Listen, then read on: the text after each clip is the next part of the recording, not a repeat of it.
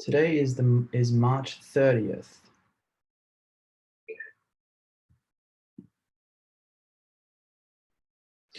What's up, YouTube? We are now live,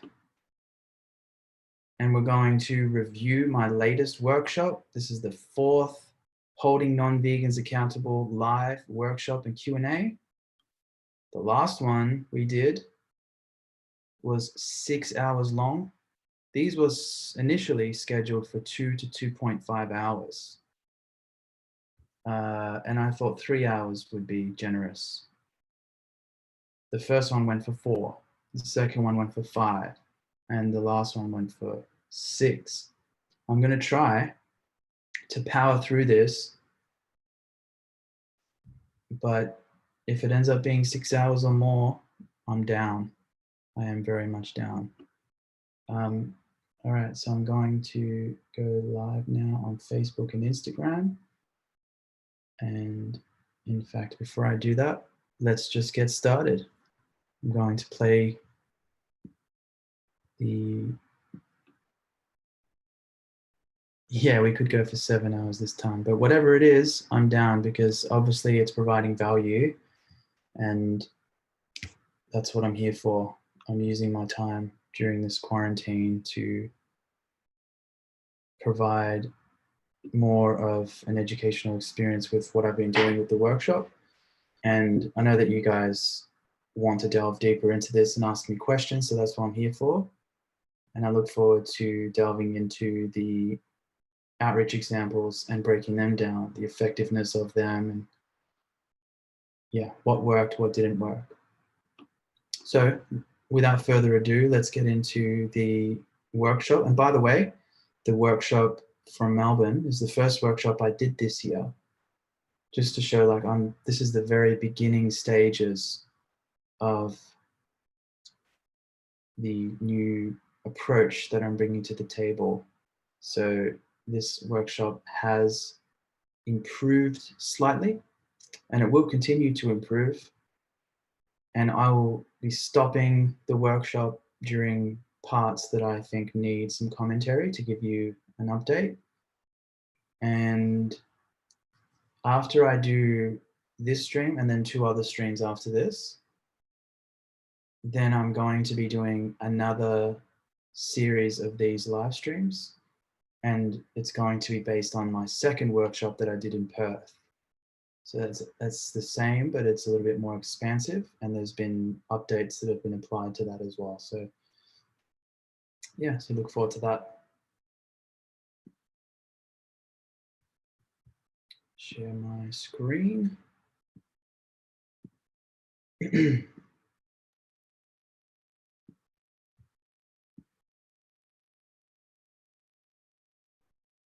Feedback, please. YouTube and Zoom. I need your feedback on the video and audio, please.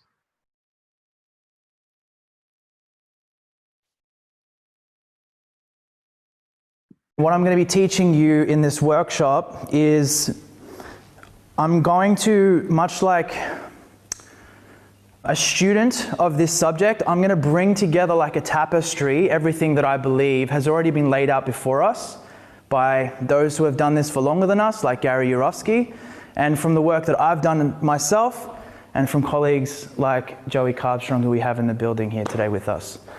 So I'm going to tell you what I think are patterns, common patterns that we can all apply within our outreach, and I'm actually going to give you a truly adaptable approach for everybody, okay? And the reason why it's an approach for everybody is because I'm actually not going to give you Paul Bashir's special approach. I'm just going to tell you what I've observed, what I've analyzed within the movement that is tried and true and works no matter who uses these tools, okay? So that's all I'm doing. I'm just telling you what I've observed that's worked and what I've practiced myself and I know works. I'm going to start at the top though. I'm going to start with the definition of veganism, because in our movement currently, everybody seems to have their own definition. Have you noticed? Right? Does this bother you guys? Do you wish we were all on the same page about this? Yeah? Okay, well, I'm going to attempt to do that right now. So the actual definition, if you go back, all the way back, only pertains to animals. It's a way of living that excludes all forms of animal exploitation. In other words, you live a life anti-animal abuse, just like you would be anti-racism, anti-child abuse, anti-any other injustice that subjects people to oppression or others to oppression. Does that make sense? It's very basic, isn't it? It's very simple. Somehow our movement has conflated this with other. Just going to pause it there because got somebody saying here that it's a little bit laggy. Can you let me know what your experience was there? Was the video lagging behind the audio?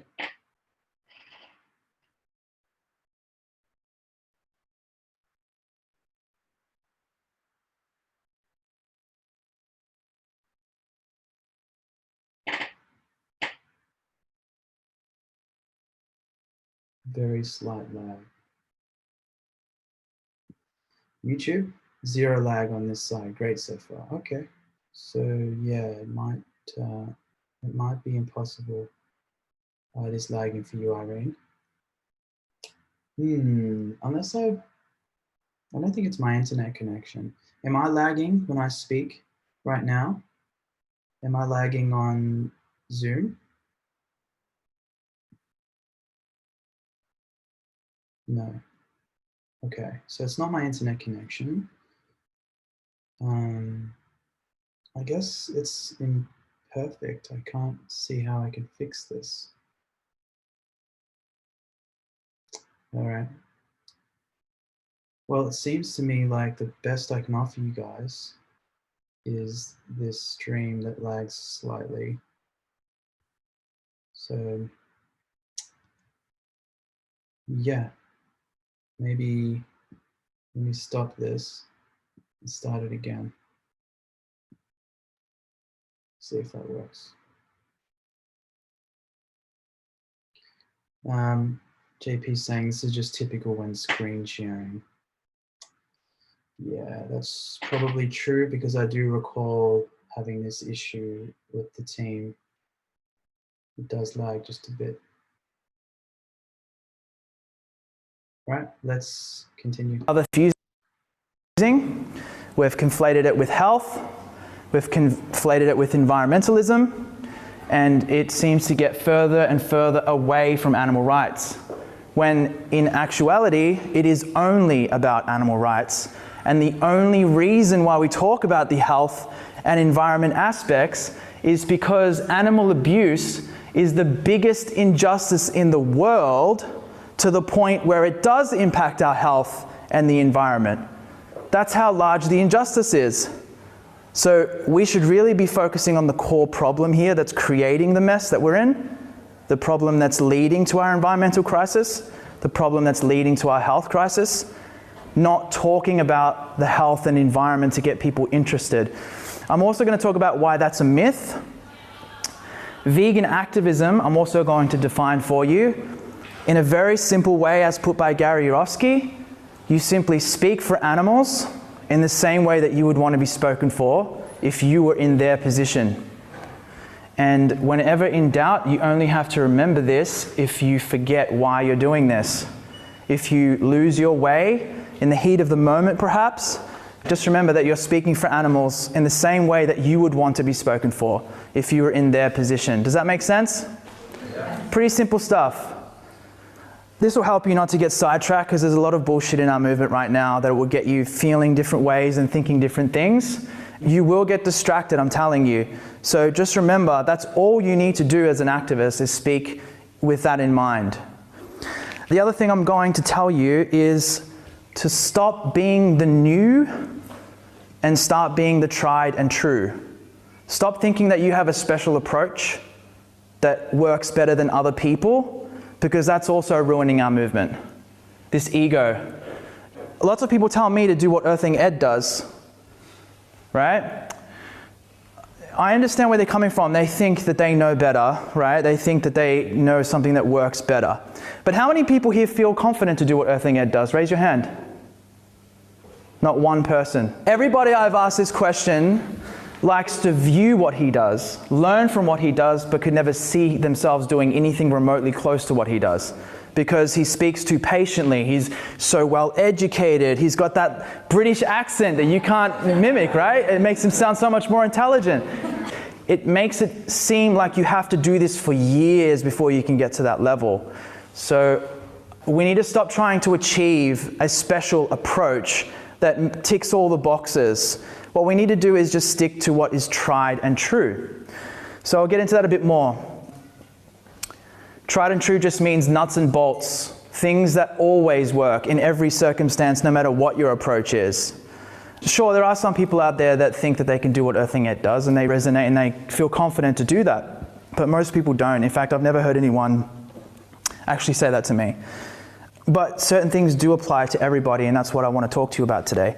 A lot of people say that my approach, Joey's approach, is too aggressive, too direct, and too extreme. Well, they don't say too direct, actually. That's just the truth of it, is just direct. But they say too extreme, too aggressive, making the vegan movement look bad.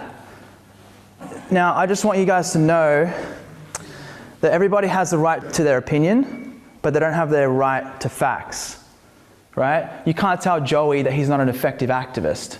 You can't tell him that he doesn't actually convince people to go vegan and to take animal rights seriously. If you try to claim that, you're a liar. You're lying to yourself, and you're lying to everybody in this movement. So then what's really happening here? Why are people saying this then? If we're really effective in real life, why are people trying to tell us that we're not? Like, that seems counterproductive, really, doesn't it? So the reality here is that people are projecting their own insecurities onto activists like me and Joey, because they could never see themselves putting that much truth in that conversation they're having with someone and holding someone to account at that level. They see that as confrontational and perhaps fighting words. They think it's fighting words, like someone's going to fight you if you say this to them. What I'm going to show you today, again, this applies to everybody, and I'm going to show you that the things that we actually say to people don't cause the kind of reaction that you would fear. They actually cause people to respect you a lot more, and more importantly, to respect the message, which is why we're out there. We want people to take this message seriously, don't we? Right, so another thing I'm going to explain here is the difference between aggressive and violent, because these two words have been conflated and people think that being aggressive means that you're violent, but it's not true. In fact, if you look at the definition of the word aggressive, it just means that you're driving forward and getting something done. People use that in sports all the time. Oh yeah, good quarter, he was really aggressive. Does he mean that he was violent and beating people up in that quarter? Obviously not. He just played with a lot of aggression and he got it done, right?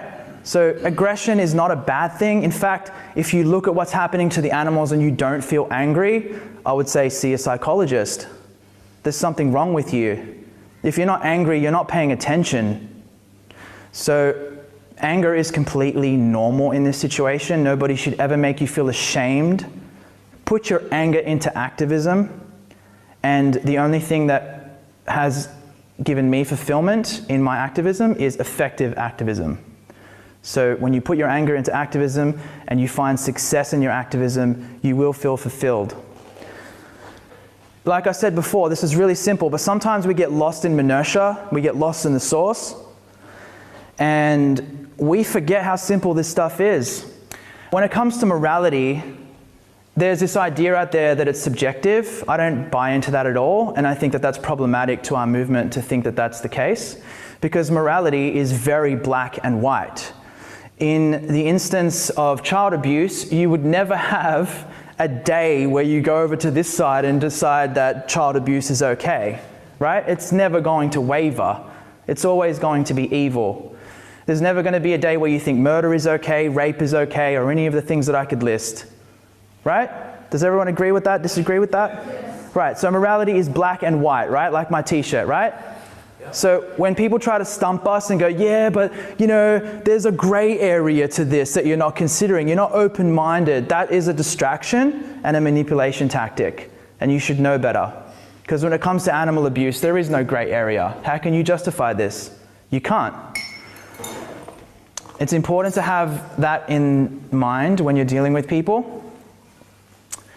Okay, so also, there is no excuse under the sun that could ever be thrown at you that will truly stump you if you keep in mind what I just told you and everything I'm going to tell you. So you should never feel stumped by anything that's thrown at you, because the excuses, no matter what they are ridiculous. Ridiculous. All of them. Did you know the circle of life originates from the Lion King?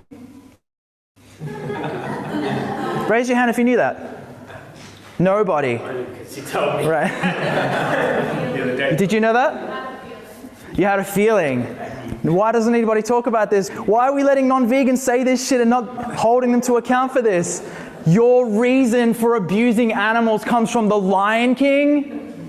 Morgan Freeman, he said the circle of life. Now every non-vegan says it to justify why they kill animals. I mean, this just goes to show how comical this is, right? So just remember, no matter what excuse you get, there is nothing that can stump this. I'm going to talk to you about why focusing on being liked as a vegan is a massive flaw. In no other circumstance do we go out into the world and we think being liked is more important than the task at hand or the mission at hand, right? We also know that people don't really like people who care too much about being liked. We actually like people who don't care about what other people think of them, right? Isn't that how the world works? Why is it that every vegan currently, though, focuses on being liked as a priority?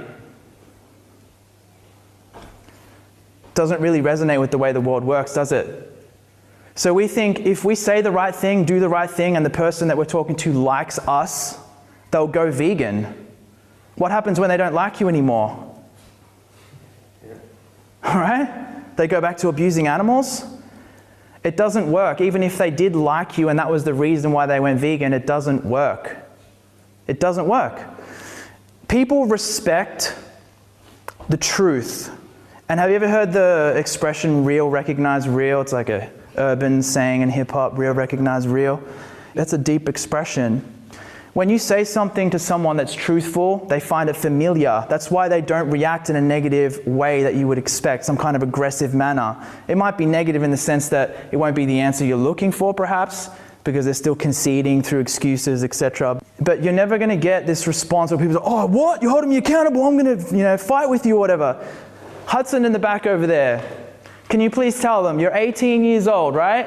Yes. Okay, so you've been trying this method. Look how small this guy is, right? He's approaching people twice his size and telling him, you're a hypocrite, you're an animal abuser. Has anybody ever been aggressive towards Not you? one person. I've gotten more respect doing this approach than I ever have. These people don't see me as some politician trying to sell them something. I'm just a normal dude who's just trying to fight animal abuse, and people respect it so much. Again, you guys need to try this out for yourself before you know this to be true. That's the only way you'll know this to be true. And the other thing is, in this movement, we think that veganism is about love and compassion. And we don't talk about the fact that it's merely a justice issue. Being a non-racist isn't about love necessarily. It's just wrong to be a racist. It's an injustice. And we don't love every child in the world necessarily in order for us to be against child abuse, right? We just know that it's wrong no matter whose child it is and which child it is, right?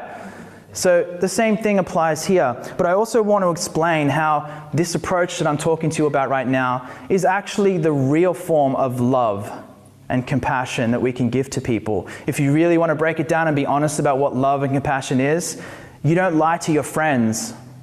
When you pander and you focus on being liked as a vegan as a priority and you say things that compromise on the message, well, in that scenario, you lost, right? Because you're focusing on getting love and compassion rather than giving it. Does that make sense? You want love and compassion from this animal abuser you're talking to because you want them to like you so much. But you're not extending love and compassion for the victims that are involved here, and also you're not extending love and compassion to the abuser. That's what we're out there doing, isn't it? Educating people, giving them an opportunity to wake up to this. We're not forcing people to go vegan on the streets. We're talking to them, and through discussion, we hope that they'll wake up and go vegan, right? So education is the most compassionate thing that you can offer anybody when they're the actual victimizer. They're the abuser. What we usually do with criminals who are abusers and victimizers is we put them in prison. We're out on the streets talking to them, trying to help them to waken up to the crimes they're committing. Does that make sense?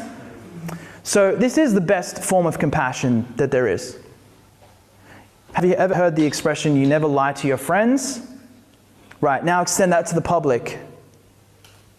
To me, that's compassion. If you don't lie to your friends and then you extend that to the public, right, and you just simply focus on telling people the truth, that's compassion. That's why people don't respond in the way that you would expect. That's why people will respond with respect in response, right? Now, I'm going to get into something that I did start talking about. We promote a sales approach, a value-based sales approach. When I first started out, I noticed a lot of similarities between what people say in the sales world and the training that you get in sales to some of the things we do on outreach to convince people to take animal rights seriously. So I tried to gel the two together, but I think I've created some confusion in doing that because it's created this idea that schmoozing people into veganism and tricking them with these, like a special approach and saying certain things is going to trick people into being vegan. And this is something I need to squash, and that's one thing I'm hoping to squash this year well and truly, because what I mean by sales is convincing somebody of something that they're not already convinced on. That's all I mean by sales. And I'm also trying to bring over things that are applicable from the sales world into this, so to see what tools can carry over. One of them is a method called feel, felt, found. Okay? I'll also talk about the traditional sales approach, but just one tool I'm going to give you right now is feel, felt, found. When someone says, yeah, I understand what you're saying, but meat tastes too good, so I don't think I could give up meat.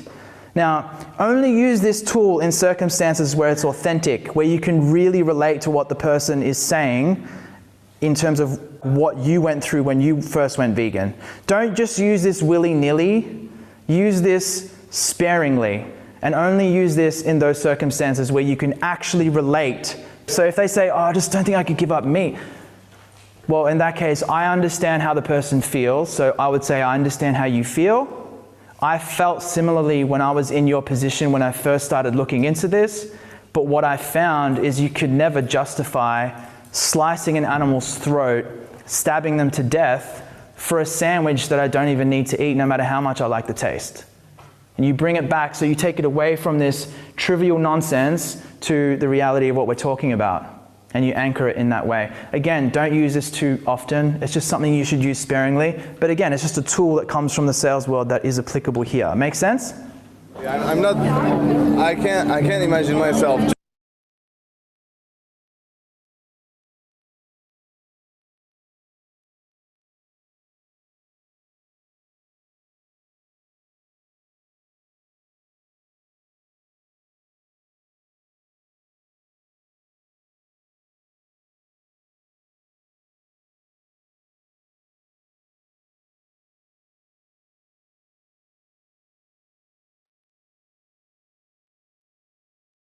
Thanks for letting me know. I'm muted. I was muted on Zoom. So with regards to this feel, felt, found method, it is a method that you have to apply principally. Don't think that you need to use this word for word, because if you think that, you're missing the point. You don't have to use the words feel, felt, found. You can say realize, what I realized, I see what you're seeing, I saw things similarly, what I then saw. You can change the words, basically. Is my sound back now? I'm sure it's working now. And this applies to everything in my workshop, by the way. I'm teaching you principles that can apply to you, and all you have to do is apply your own personality, and the way that you say it might be different to the way that I say it. Now, in saying that to you, please don't think that I'm saying that you can butcher my approach completely and start changing everything, okay? Because that's not what I'm saying. I'm saying apply your wording, apply your personality, but stick to the principles, okay? Feel, felt, found is merely saying, I can relate to you. I was once in your position. I can relate to you. I was once in your position. And here's what the conclusion for me was. That's basically all you're doing. I'm just taking you through how to communicate here. And that's the only reason why I brought up sales to begin with when I started talking about outreach. I wanted to bring it up so that you could understand communication tools and tools in general that can help you to convince people and to get people to understand what it is you're saying. So I just wanted to say that you don't have to copy the actual words, but you do have to copy the principle. Just not eating meat anyway. Well, I understand how you feel because I felt similarly when I first started looking into this information. But what I found is that your palate pleasure that you derive from a food item cannot justify the torment and the suffering that we actually cause to those beings. Yeah, for sure. That's kind of horrific how many animals we kill and how we kill them. Yeah. And all right, now the 3-step process, I'm going to teach you, again, this is the only 2 things I'm telling you from the sales world, the feel, felt, found method and the 3-step approach.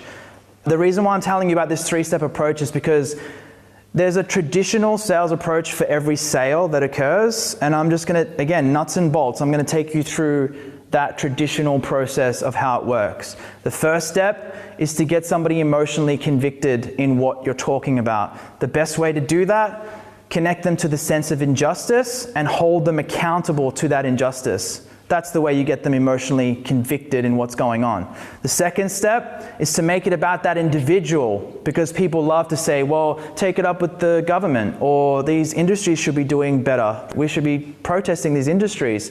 They try to palm it off to someone else and instead of taking responsibility. This is a typical human thing. And that's why it's your job to make sure that they understand that they are in the hot seat. They're the ones who are being held to account right now. So don't let them think that this is up to the rest of the world or just food for thought for them to consider. The third step is to tie in the benefits. Now, I've had some improvements here, some developments, and the evolution of my workshops has led me to scrap the initial benefits I used to talk about, which was, the first benefit was you no longer have to have this on your conscience, but I realize that's pandering, because when you say that, you're assuming that the person has this on their conscience. You're making them a good person when they haven't even taken action yet to be a good person. That's pandering. I used to say you also will have improved health if you do this properly and you eat a whole foods diet. Mistake, because I'm conflating animal rights with health. And I used to say it's better for the environment, right? If you want a smaller footprint, this is going to be better for the environment. So yeah, all these benefits, you know, it's a tick for all of these things. Again, a mistake, because I'm conflating animal rights with environmentalism. Now, all we say is that the number one benefit for you being vegan is that you no longer have to be an animal abuser. You no longer have to be a hypocrite, because you say that you're against animal abuse. When you're vegan, you live in alignment with those morals that you say you have. That's it. That's the number one benefit. Isn't that the number one benefit that you each got out of this? Was there any other real benefit for taking animal rights seriously? That's the number one reason why you continue to do this, isn't it? Because you don't want to be an animal abusing hypocrite. So that's what we should tell people. Let's not lie to them and say that we all love to be so healthy and environmentally friendly. That's not why we're fucking animal rights activists. Yeah. Right? Also, we're activists because we don't want to enable animal abuse further. I don't want to be an animal abuse enabler. That's why I'm not apologetic, you know what I mean? Right. So Can you expand on that? What do you mean? Well, when I went vegan, I was no longer an animal abuser. Right. But instead of being a neutral vegan, I'm now an activist. Right. So I don't want to enable animal abuse either. Yeah, you want to stop it. Be neutral around animal abuse. Yeah, right, okay, yeah, right on. Yeah, that's a good point. Yeah, that's a really good point, because we do have to also speak up about this, and people are less likely to feel compelled to speak up about this when you make this about the environment and the health as well. Also, we don't have much time with these people. We're on the streets talking to them for 5 minutes if we're lucky, right? So why would we bring anything else into the conversation other than animal rights? There's only one truth bomb we need them to wake up to, and that's animal rights. If you start bringing up health and environment in that little short time that you have with them, they're now thinking about multiple things, aren't they? They're not thinking about animal rights as seriously and as focused as they should be. Plus, the vegan movement is already filled with environmental messages and health messages. We don't need to be another entity doing this. People already know about the health aspects of this by now. People already know about the environmental aspects by now. So this is also about acting in accordance to the temperament of the times, right? It's outdated for us to be talking about that now. Let's get with the times and just focus on animal rights, which is what this movement was supposed to be about from the beginning anyway, but we lost our way. So it's our responsibility to bring it back here and anchor it back to what it's supposed to be about. Guilt is effective. It's the only thing that gets people to go vegan. People say you shouldn't be shaming people. Don't guilt trip them. How else are we going to get them to go vegan? How else are you going to get people to take animal abuse seriously if they don't feel guilty for what they're doing? And how are you going to get them to feel guilty if you don't bring up things that make people feel guilty? Like, you are an animal abuser. If you just suggest that they might be an animal abuser, like as a food for thought philosophical discussion that you have at a bar usually, they're not going to take it seriously at all. Right? It's just food for thought. Yeah, that guy made some good points. They walk off. Right? That's it. That's all it ends up resulting in. We don't want that as activists, do we? We want them to really take this issue seriously. And again, it's not malicious. We're not trying to make people feel guilty because we get off on it. We're trying to make people feel guilty because we care about this issue. People also pick up on that. We've got our heart in the right place. Yeah? Unless you're being egotistical and you just love being right and you like owning people in the moment, then the person might react differently to how I'm suggesting. But as long as your heart's in the right place and you're just trying to wake people up to something that's obvious and is obviously wrong, then people won't react negatively. Here's the thing, there's a myth being perpetuated in this movement that people don't care about animals, so that's why we talk about the environment and the health, right? Have you fallen into this thinking? Anybody? I have. Yeah. This is, again, a huge myth that's been perpetuated in our movement. If someone doesn't care about animals seemingly, it's usually because you're not effectively advocating for the animals. That's it. It's because you're not speaking boldly enough about the animals and you're not holding them to account enough for what they're doing to the animals.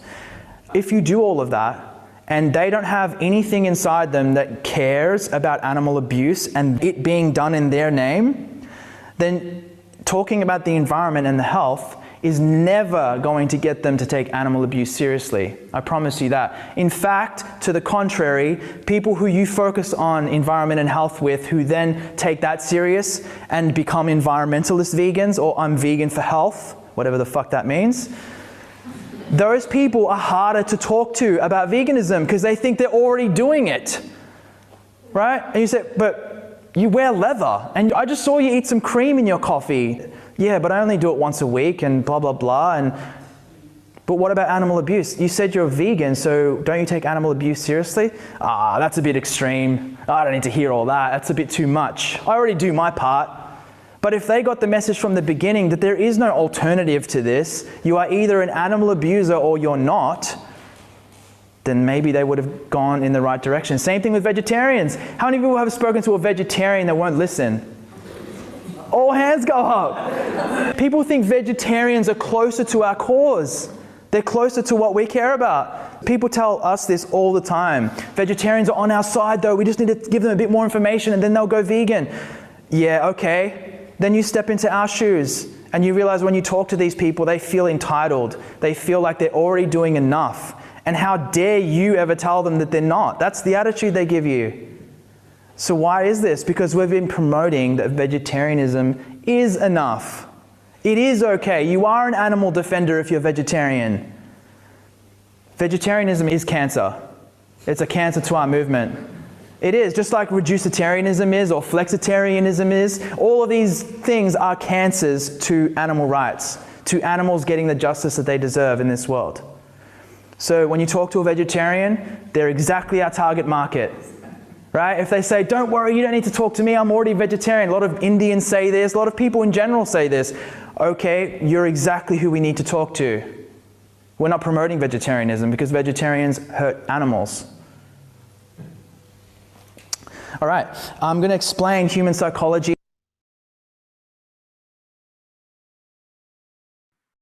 I want to pause here and just explain a little further on this point what exactly I'm saying, okay?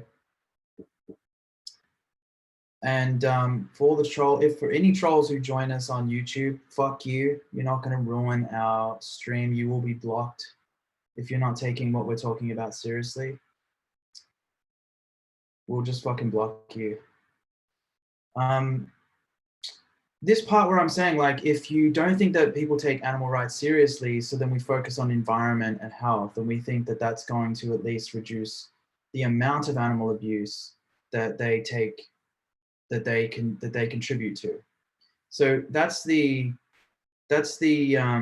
mentality that we think is effective and is suitable for doing outreach. So we think, oh, they don't seem to care about animal rights, so I'll talk about environment and health a whole bunch. And if they do become vegan for health or plant-based, basically, which never results in this either. This is going, like, this is, like I said, this is a myth that people actually stick to this. They might do it for the short term, but these are the perfect candidates for people who then promote veganism in a poor way to others. In other words, make animal rights even more of a mockery to others. And this is what I'm trying to communicate here, is that you're setting yourself up for a trap to take animal rights less seriously and make it harder for them to take animal rights seriously.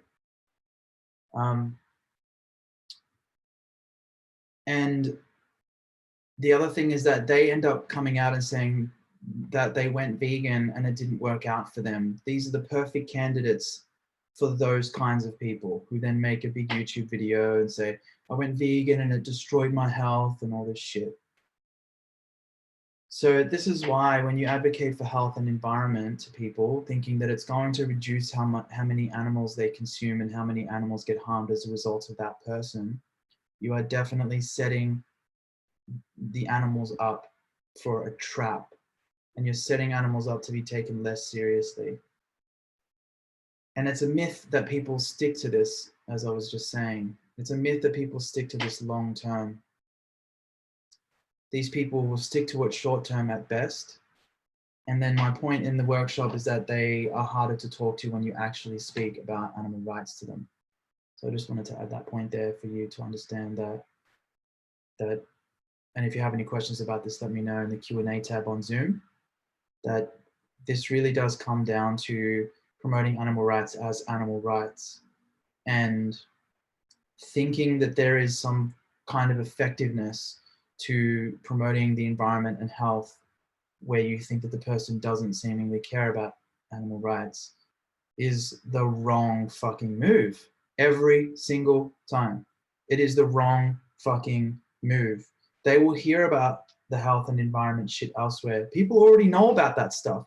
When you talk about the benefit, when I say, what's the number one benefit for going vegan? Do you know? Whenever I say this to someone, they always say, well, it's healthier and it seems better for the environment. Everybody already knows this. Please understand this, vegans. Okay, this is an obvious issue. People obviously know that land is being cleared in the rainforests around the world to set up farms for animals, grazing cattle, or crops that feed the animals. We think that people need to be educated on this. Most people already know this. A very, very small amount of people are ignorant to this. And common sense will tell you that animal agriculture is a huge industry and is destroying our environment. People have already heard this. And it's commonsensical as well to suspect that eating flesh, eating dairy, the breast secretions of a mammal, and eating eating eggs is not good for you, right? We know that they're not superfoods. No one has ever healed cancer eating steak, right? That's not what, they don't have retreats set up where you go and just only eat steak and dairy and then you heal your cancers and stuff. So, but everybody knows that fruits and vegetables are healthy. We do have retreats all over the world where people eat fruits and vegetables, usually raw, and they heal a myriad of diseases. It's not only known to everybody in that sense, but it's also just common sense. So please stop thinking that non-vegans are being authentic if they say things to do with environment and health, and then you start pandering to it. Please stop doing that. You're not getting people to reduce how many animals they harm. You're getting people to take animal rights less seriously, and that's just a fact. Just a little ponder I wrote down one day, okay? Little thought I thought was important to realize. But this is perhaps why people feel so defensive when it comes to this. Number one, if someone's guilty, they're going to be defensive usually, right? Have you ever noticed criminals being pulled into an interrogation room and the police are asking them the tough questions? Yeah, that's how people act when we're outreaching people, because they're guilty. And they know they're guilty. It's obvious that they have committed crimes. They've probably just ate a burger before they talk to you, right? So I'm going to talk to you about why it seems like a complete nightmare to talk to non-vegans sometimes, okay? When it comes to eating, it is the most intimate connection that we have with the outside world. Think about that. This is why we see people getting a lot more cognitively dissonant and defensive over the food aspect of veganism, as opposed to the clothing or testing aspects. More people are willing to accept that wearing fur is evil, but when it comes to changing their habits, their eating habits rather, their defensiveness is truly astounding. I know you can all relate. This is what I experienced when I was promoting a plant-based diet only for almost 2 years before I became an animal rights activist. And I need to say that because I don't want anybody ever talking to me about why health is a better way to advocate, because I did it for 2 years straight. Guess how many people to this day are 100% plant-based because of my actions? Anybody? Guess. Yeah, exactly 0. Not even one that I can credit. For 2 years, and I was active as fuck. I was online. I ran a blog, which is still up on Tumblr. It's called The Health Cosmos, if you want to go check it out. Recipes. I had recipes for days. I was consulting with people. I ran a Twitter account with 700 plus followers. I was really doing my thing for 2 years. Not a single person. No matter how much science I talked about, no matter how much disease I talked about, people don't care about their health. I don't know why we think people care about their health. How many people here eat a 100% whole foods diet? Raise your hand. Not a single person. How many people eat lots of vegan junk food? Raise your hand. Half the room. Okay, why do we expect non-vegans are going to give a shit about their health then? Right? This is not a health message. People feel just the same after they go vegan. They don't feel that much better health-wise. We just created this myth or this idea because we want people to take animal rights seriously. Let's be honest. That's the only reason why we started talking about this shit. And again, I just want to expand on this. I say this as someone who actually does feel a lot better eating a plant-based diet, and that was a big thing for my health when I did start eating a plant-based diet. So I'm saying this as someone who understands it from that perspective. Why would I be making up shit if this affected me in this way? Why would I don't have any agenda to lie to you about this. For those of you who are still stuck on thinking in this way, what I'm saying is that generally people don't feel that much better when they go vegan. If you eat a whole foods plant-based diet, my opinion is that generally people will feel a lot better. But most people who go vegan do not eat 100% whole foods or even predominantly whole foods. Most people who go vegan eat predominantly processed foods. Processed and refined foods. Okay, this is what most vegans are eating predominantly. And if you don't think so, I'm happy to debate you on this, but I've talked to so many people about this, and the general populace does not eat whole food diets. The reason why I know this to be true in the general populace is because how many whole food restaurants are there around the world? How many whole food plant-based restaurants exist around the world? I'll wait. In fact, when you go out to eat, it's impossible to get a dish without fucking oil on it. Oil is not a whole food. Oil is like sugar of the fat world. It's just 100% fat.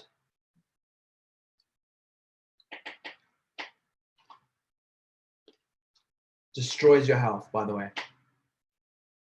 I totally get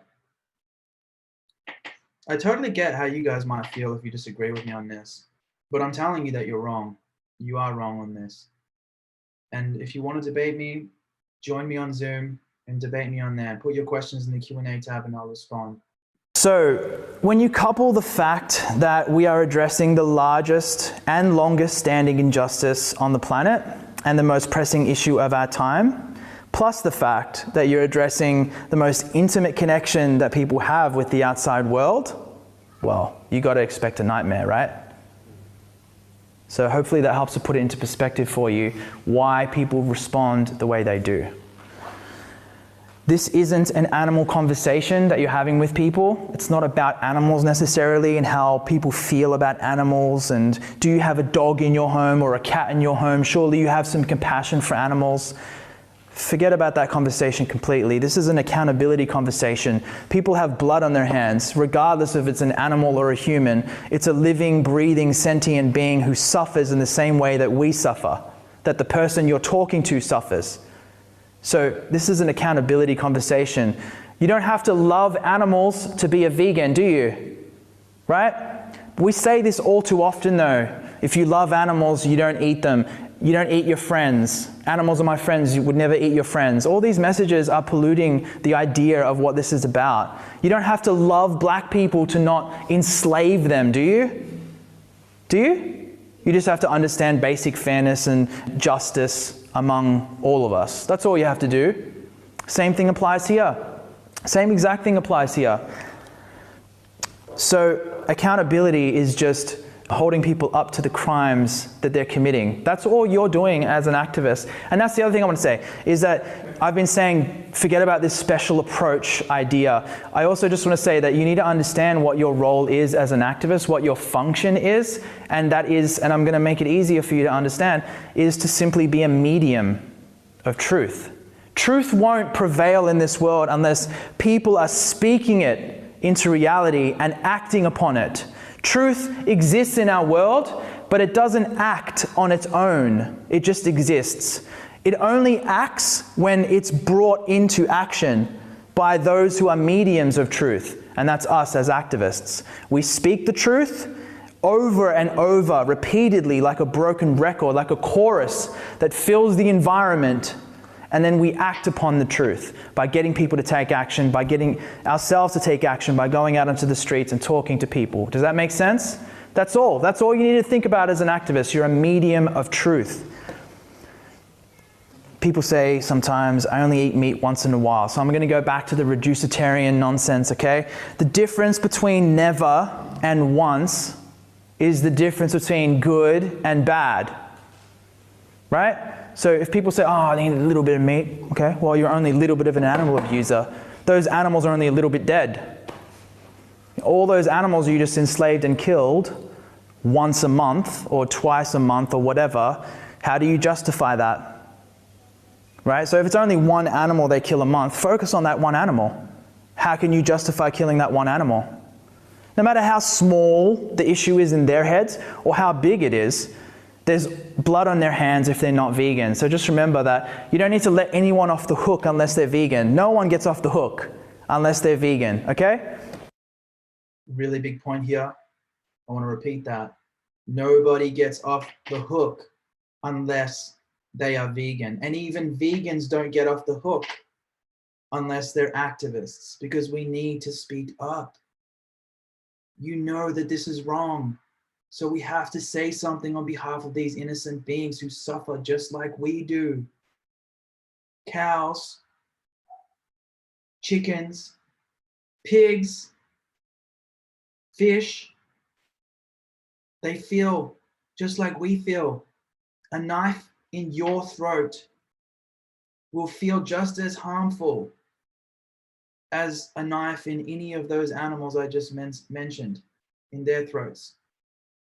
So please stop thinking, if you're vegan and watching this, please stop thinking that being vegan is enough. We need to speak up. And also I want to say about that point I just made, when people say, oh, I only eat a little bit of meat, or they say, I only eat meat once a week or once a month, 99.99% of the time, they are fucking lying to you. They're only saying that to avoid the obvious discussion and being held to account, essentially. So don't take it at face value. You need to understand that they're trying to push you away. And by you, I mean the truth, because you're just a medium of truth. So just know who you're dealing with and the way that this works. Only respond to objections, but don't bring them up. I've made this mistake more than anyone, by the way. Again, I'm telling you what I've tried and what is true as a result of my experience. I've done this a lot, but you might start bringing up things about animal rights and different perspectives in the conversation, but they haven't brought anything up, right? So I'll give you an example. Sometimes I'll say something like, I'll answer their question, and then I've got them thinking, and while I've got them thinking, I'll keep going, right? And I'll go, yeah, and veganism is not a perfectionism pill, right? It doesn't mean you cause zero harm to animals. You know, I walked over to talk to you, I may have stepped on a bug by accident, right? I'm not going to stop being vegan now. It's about causing the least amount of suffering that's practically possible in this world. I didn't need to bring that up. He didn't ask. So this is really important. Keep it simple. This is another thing that comes from the sales word, actually. Keep it simple, stupid. KISS. Because the longer you make it, the more you add to the message, the harder it is for them to consume it. So you have to make sure that you keep it as short and as simple as possible. Only bring up points that are relevant to what is happening in that interaction. You've got to ask questions to find out where they're at, and only speak to where they're at. Make sense? Whenever you're in doubt, this helps me a lot. Another point I want to make, I didn't touch on this in this workshop, but I do in the next one I'm going to upload, which will be soon. But Socratic questioning is a method that's used to do outreach. And I think it's been blown out of proportion in terms of how much it's used. And this is what I'm saying here. Questions are supposed to be used as a form of discovery to find out where they're at mentally with regards to this issue. Where they're at, not just mentally, but in general, where they're at literally with this issue. And once you have these answers, it's then the other half of the work is, well, even more than half of the work, actually, the majority and the focus of the work that you need to do is to take the answers to these questions and use them to hold the person accountable. Asking questions in and of themselves is not going to win this. Again, that's just philosophical food for thought. Questions are important, especially open-ended questions are very important because they establish a more authentic form of communication with that individual, and it's a really good way of discovering to see where that person stands with regards to this issue. And it's then your job to take the answers to those questions and use them effectively to hold them accountable. That's the focus. That's your function as an activist. It's a very important point I want you to digest here, that Socratic questioning has its limitations. It's a very useful tool, but please do not make your entire fucking outreach interaction about asking questions. There is always a time and a place, and the majority of your focus is to hold people accountable and to make statements and tell them that they're animal abusers and things like this. Ask open-ended questions to get to that point, and I'll give you examples throughout this. But if you have any questions about that, let me know in the Q&A tab on Zoom. Instagram, Facebook, follow the link. You know where it is. Come and join me on Zoom and put your questions in the Q&A tab and I'll answer them for you. Doubt in these arguments, sometimes you get a little bit sidetracked and you start maybe doubting certain aspects of your argumentation. Whenever in doubt, just compare this to any other injustice. And it's really that simple, because people already understand that child abuse is wrong, and nobody would ever label themselves a child abuser unless they're a psychopath. So compare this to child abuse and you'll be fine every time. Animals are really no different to children, actually. They are our children. We're supposed to be taking care of these animals. We're supposed to be their protectors. That's what parents do, right? So this is really not that much different. When I was saying don't bring things up unless it's brought up by the person that you're outreaching, also don't bring up statistics. Minimal amounts of statistics possible, please. Because we're not expert, especially if it's to do with the environment and health. Don't even use those, because we're not environmentalists. We're not experts in environmental work. We're not environmental activists, are we? We're not health activists either. We're not out there as nutritionists trying to give people the science and education on nutrition. The only reason why we're talking about that stuff is because it's supposed to help the animal rights message. What we are experts in, or trying to become experts in, is animal rights activists, right? Again, I'm saying this as someone who has a nutrition background. Okay, I'm certified in plant-based nutrition through eCornell, which is the T. Colin Campbell Foundation. I have my certificate. I studied naturopathy for almost 2 years.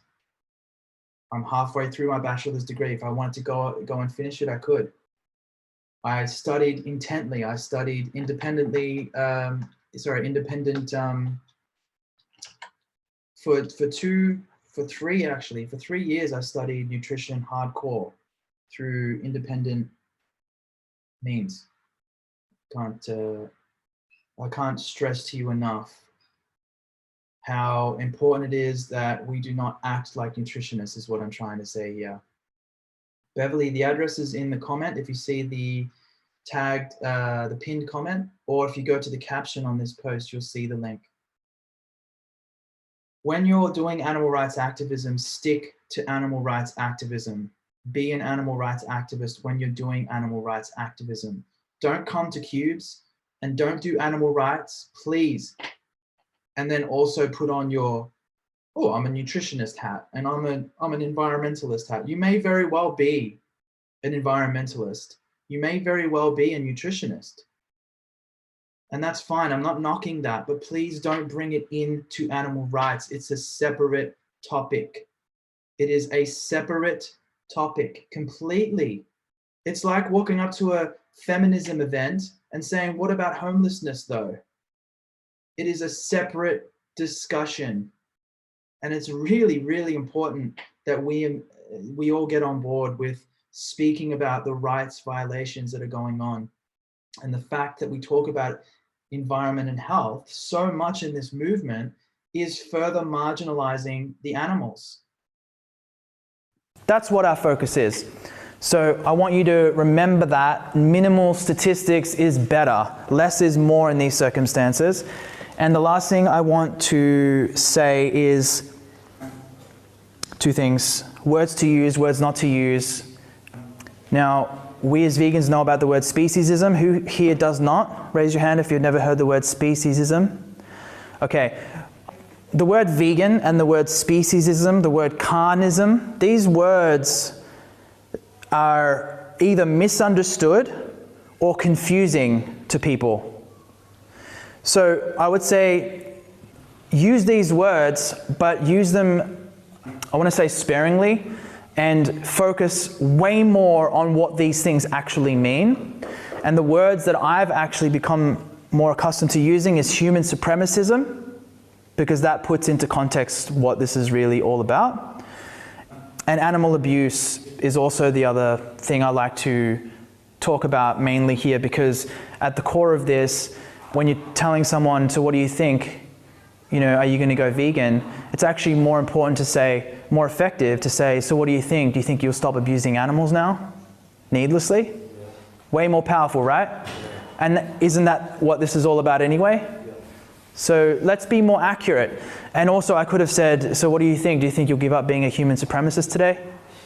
Human supremacism is at the core of this because you think you're so important and so special compared to these other animals. That's really what speciesism is.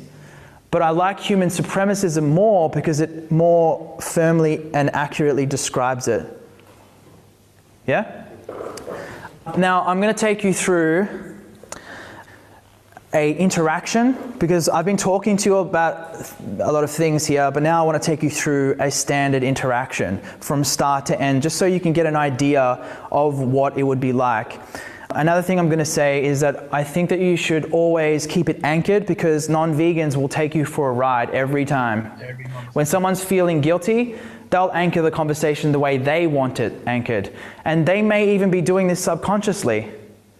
It may not be conscious, it may not be malicious, but because their guilt is flaring up, their defense mechanisms are at play, and they're trying to anchor the conversation somewhere else. Oh, but I heard that parents fed their children a vegan diet and killed them. Right? It's a distraction. All these things are distraction. Oh yeah, I don't know much about that, but that sounds like a stupid parent to me. Right? It's just stupid parents who don't know how to feed their children properly. Back to the conversation though. Right? But how do you justify killing animals needlessly? Just to make an example. Always anchor the conversation back to animal rights, and more importantly, back to the animal abuse that that individual is committing. So always anchor it back into accountability. And you always find that people will either try to slide their way out of the conversation, or they'll be ready to face it. But either way, the truth needs to get told to that individual. Another myth is that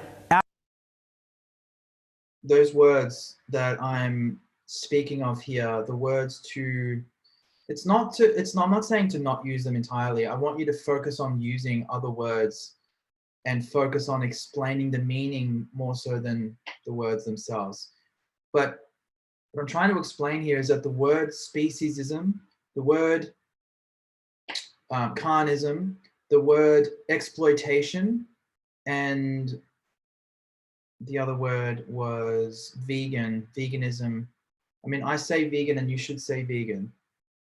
But those four words that I just said, people don't really understand them. They're either confusing or they don't really hit people in the chest. They don't really get people emotionally convicted, and it doesn't hit them with any moral weight. So instead of using those words, it is always far more effective to use the words animal abuse, human supremacism, and to describe somebody, you can just call them a non-vegan. But it's better to say that you're an animal abuser, and it's better to say that you're a human supremacist. Animal abuser just describes this perfectly. Human supremacist is really accurate at describing the mindset that goes into not being vegan. And that's what I'm trying to say, is to use these words more than to use the word vegan, carnism, speciesism, exploitation. Exploitation doesn't really hit people because they don't really think of exploiting animals. They don't think of animals going through a literal Holocaust. We don't think of it that way. Most people, when they hear the word exploitation, they think of, people being exploited in farms or like in sweatshops and things like that. And so people don't take this as seriously as they should. And we all know that this is exploitation, but all exploitation is abuse. So let's just call it animal abuse. Outreach interactions are only successful if the person says, yes, I agree with you. Like vocally says that to you. But why do we think that that's how people go vegan? You know how people usually go vegan for real? The ones who go vegan for real? They go, no, and they walk off. That's probably the best response you're going to get. So you should see those as successful interactions. Successful interactions are when you say the correct thing on behalf of the animals, regardless of what they say in response. If you have held them to account accurately, if you've said all the correct things on behalf of the animals, that is a successful interaction. Why? Because that's the best you can do as an activist. Whether they wake up to it or not and choose to live in alignment with the morals they said they have to the vegan outreacher that they just spoke to is up to them. If we could force people to become vegan, I wouldn't be running these workshops, trust me. I would be out there forcing people to be vegan. Since you can't force people to be vegan, then this is the best that we can do. A successful outreach approach or interaction would be them walking off, but at some point, if they go vegan on their own accord, which it will be on their own accord after you've told them the truth, then you may or may not know about it. You may not know about it, you may not hear about it. We have success stories of people coming back to tell us, but most of these people who go vegan don't end up telling us. So, a standard approach. At the Cube, we wait for people to stop and watch the footage on the screen. This helps to Before I get into this approach, I want you to really understand what I just said. Why the fuck do we think that people are going to give us some kind of positive, affirmative, cheery, bowl of fruits response in response to an actual injustice that involves thousands upon thousands upon thousands of lives for that individual? Because they've got that many animals, their blood is on that individual's hands. If you're accurately telling them about the injustice that's going on and what they're contributing to, why would you think that somebody facing that and acknowledging how wrong that is and becoming vegan after that fact, I'm talking generally, most people, why do you think their response is going to be positive and affirmative? That's not how going vegan works. That's not how ending any injustice that you're contributing to works. The way that it works is it's an ugly process. If someone is genuinely looking at what they're contributing to and they face it and then they do something about it, and the only thing that is acceptable is becoming vegan and speaking up for these innocent beings, there's no alternative. It's an ugly motherfucking process. It's going to be grueling. They're going to have a horrible day thinking about the horrific injustice that they're involved in, the evil that they have been committing their entire lives. So please stop thinking that you're going to get some kind of positive response from people in a successful interaction with someone. That's not how this works at all. I'm telling you this so that I can save you some time, hopefully. And I want you to understand that the response usually is them grumbling and, saying something under their breath or just being too busy and something along those lines and walking away from you. They might even get heated at you, get worked up at it, over it. But these people are the ones who usually not only become vegan, but these people usually end up becoming activists as well, because they understand that grueling process of facing the fact that you're not as good of a person as you thought you were. And doing something about it is such a deep and ugly process. But and if you want people to actually become vegan, you have to be comfortable with getting people to go through that and giving them the opportunity to go through that. And the most effective way to do that is to hold people accountable with nothing but the truth. And the truth is, you are an animal abuser. You are a motherfucking hypocrite if you're not vegan because you say that you're against animal abuse. Most people say they're against animal abuse, and they'll say that loudly and proudly. Even hunters will say, I'm against animal abuse. I'm not an animal abuser. They reject the term. What does that say about the psychology of humans? We reject any notion that we are a bad person and that we abuse innocent beings. So when they face the truth of this, and when you give them that opportunity by telling them the truth, it's going to be an ugly process. And don't cheat someone out of that process by dancing around the subject, sort of suggesting that they might be an animal abuser. You're doing a disservice to the animals. qualify the public because we don't want to talk to everybody. Not everybody is ready and willing, like I said, to adopt this truth, to go vegan, to stop abusing animals. So we wait for people to stop and watch the footage. This helps us to understand that this person is at least somewhat open to having a discussion with us.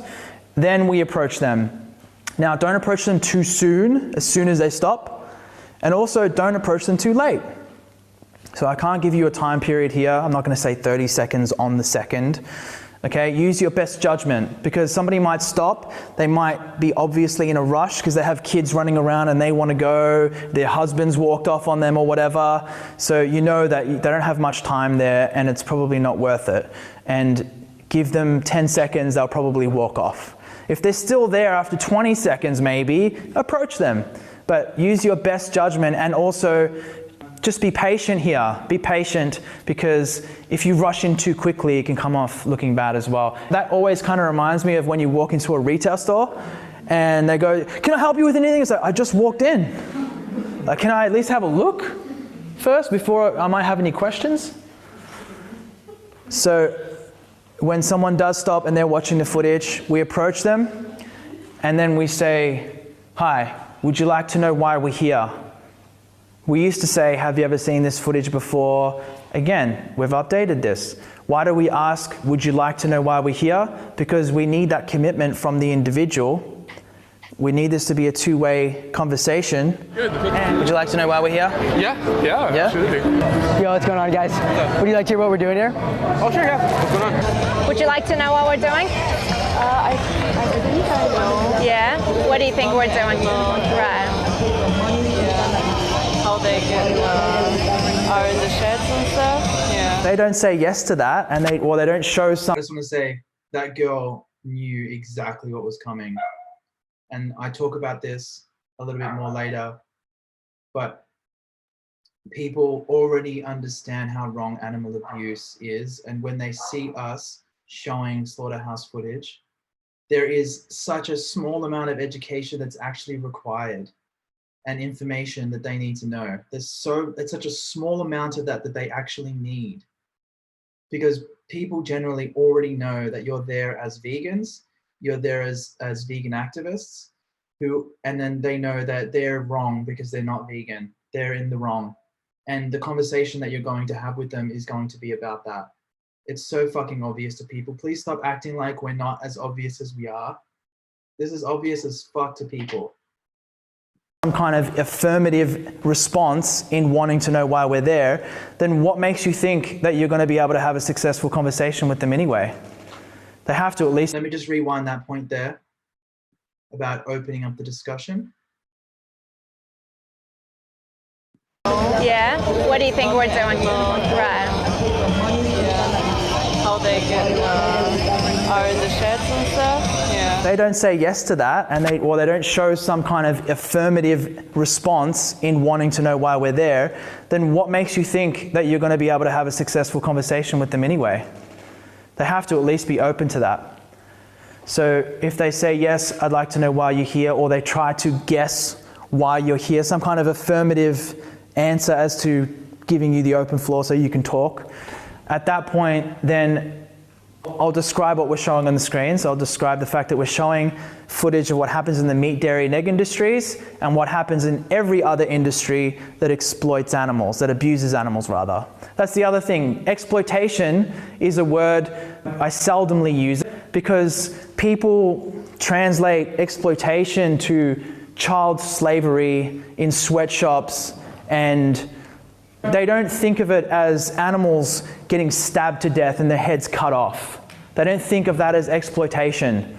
So I just refer to animal exploitation as animal abuse because that's what animal exploitation is anyway.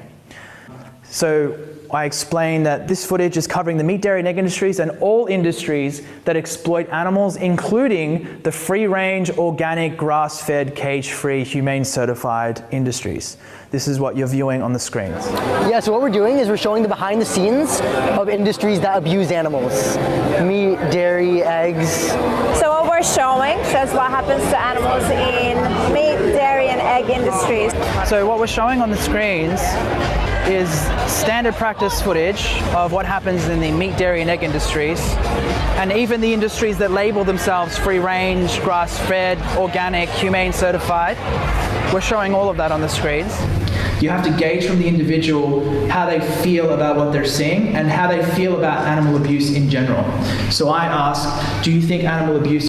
So there's been an update to this. I'll play it and then I'll tell you what the update is. ...is wrong? Or my other favorite question is, do you think stabbing animals to death for a sandwich is wrong? So this is a closed-ended question. The update to this is we use an open-ended question to better establish where the person stands in terms of animal abuse. So the question that I would instead ask here is, how does animal abuse make you feel?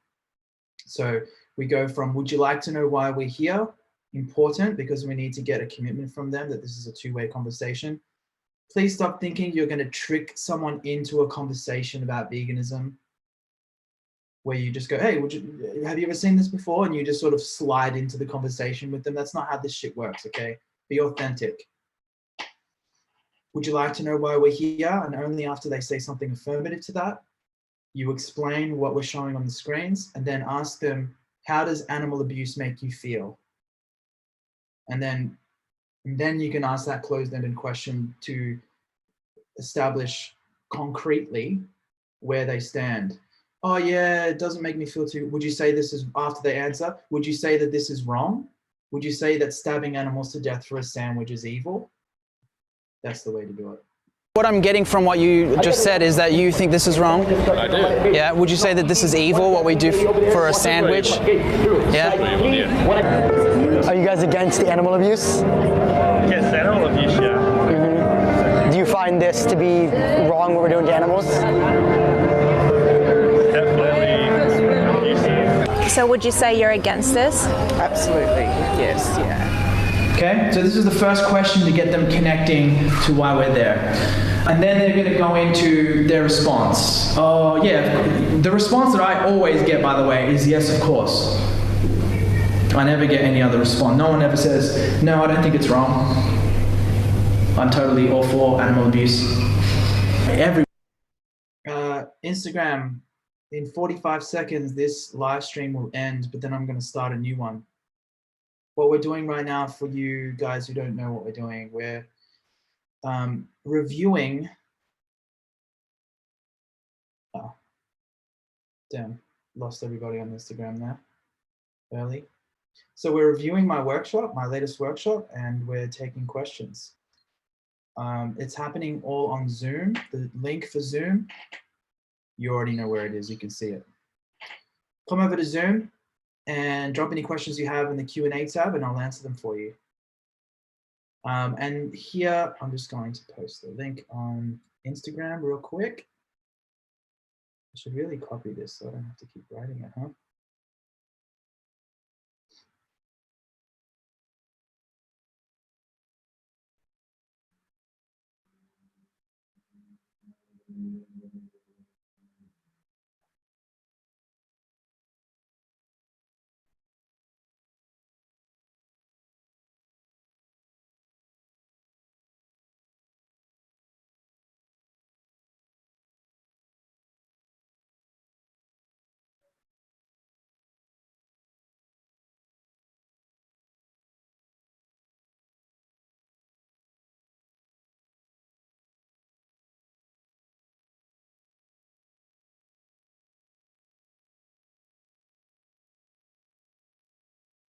Rack Aid, you're a weak-minded animal abuser. Coming onto a vegan page thinking that you're bothering us. Hey, oh, you don't know that we see animal products in general life all day, every day, you fool. You know what's easier? Trying to piss us off is not going to work. You know what's easier? Going vegan and you stopping being, you cutting out the animal abuse. That's easier than you trying to troll us and get us angry. Now that you know the truth, I'll let you go.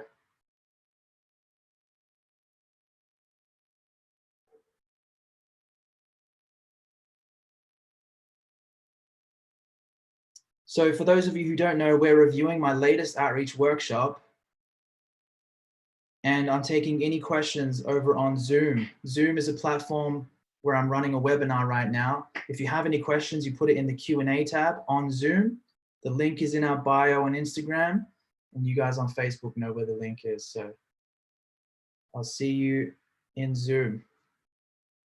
I never get any other. They're going to go into their response. Oh, yeah. The response that I always get, by the way, is yes, of course. I never get any other response. No one ever says, no, I don't think it's wrong. I'm totally all for animal abuse. Everyone has said to me, of course I'm against animal abuse. Yeah, I do think it's wrong that we stab animals to death for a sandwich. But then they get into their excuses. This goes back to my point earlier about how obvious this already is to people. And we as vegan activists sometimes think that oh, people just need education and support and recipes and information. That's so fucking wrong. I wish you guys truly understood like how I understand now, how fucking wrong that is. That is so far off the mark. People already know that it is obviously wrong to stab an innocent animal in the throat for a sandwich. Everybody knows that slaughterhouses are not places that they want to exist, let alone get processed through themselves if they were an animal. It's so easy to understand how wrong this is. This is why people always say to us, I only eat a little bit of meat. And they only say that in the face of a vegan. Why? Because it's obvious that this is wrong. I don't know how else I can make this point any stronger to you, but if you have any doubts, let me know.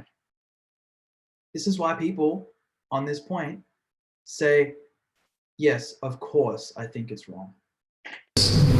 Right? So this is where you have to respond to the objections. Yeah, but don't plants have a life as well? Yeah, but I mean, the circle of life. You know? And then so you respond to the objection, you deal with it, and I'm not going to get into every excuse and how to deal with them, because you should all know by now, I think, in this movement, there's enough information out there to find out what the response is to plants have feelings. God says it's okay. But we do have a Q&A coming up, and if you guys have any questions regarding any arguments that you're stuck on, I'm more than happy to help you with them. But I'm not going to get into that during this now. I'm just going to tell you that you deal with the objection. The excuses are all ridiculous, too easy to deal with. Once you deal with them, again, you have to anchor it back. Okay, so now we've dealt with the fact that plants don't have feelings. How do you justify killing animals when you don't need to? So you always bring it back to the fact that there is injustice afoot. Right, so what we're showing on the screen today is footage of animal agriculture. We're showing what the meat, dairy, and egg industries and other industries do to abuse animals. Do you think stabbing animals to death for a sandwich is wrong?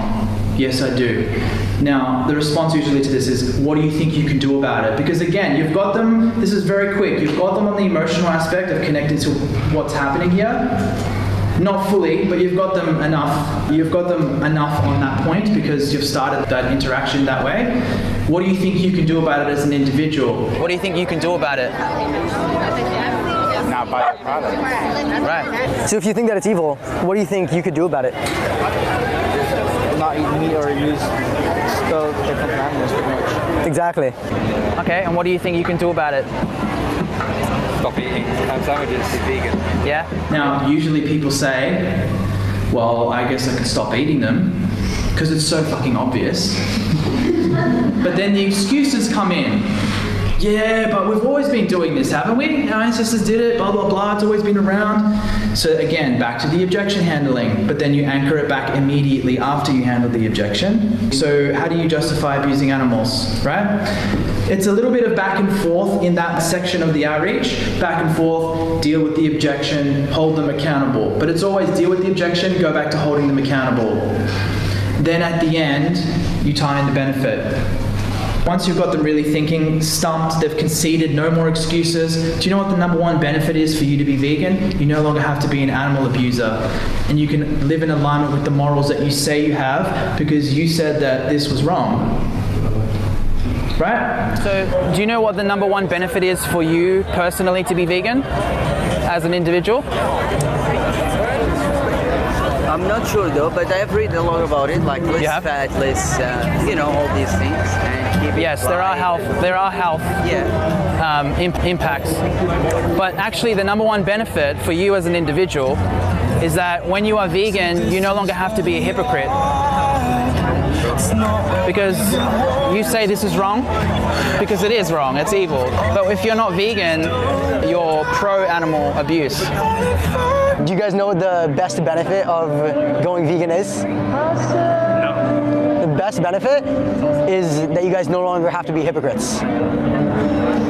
Because if you guys are against animal abuse while paying for this, then you guys are abusing animals. So the best benefit is that then you can just walk away from this and no longer have to be the reason that these animals suffer, and you can be against animal cruelty with your actions. And that was perfectly said by Hudson. The number one benefit, and this is the way that this is the up-to-date way to say this, okay? The number one benefit for you being, do you know what the number one, so the question, sorry, let me start again, okay?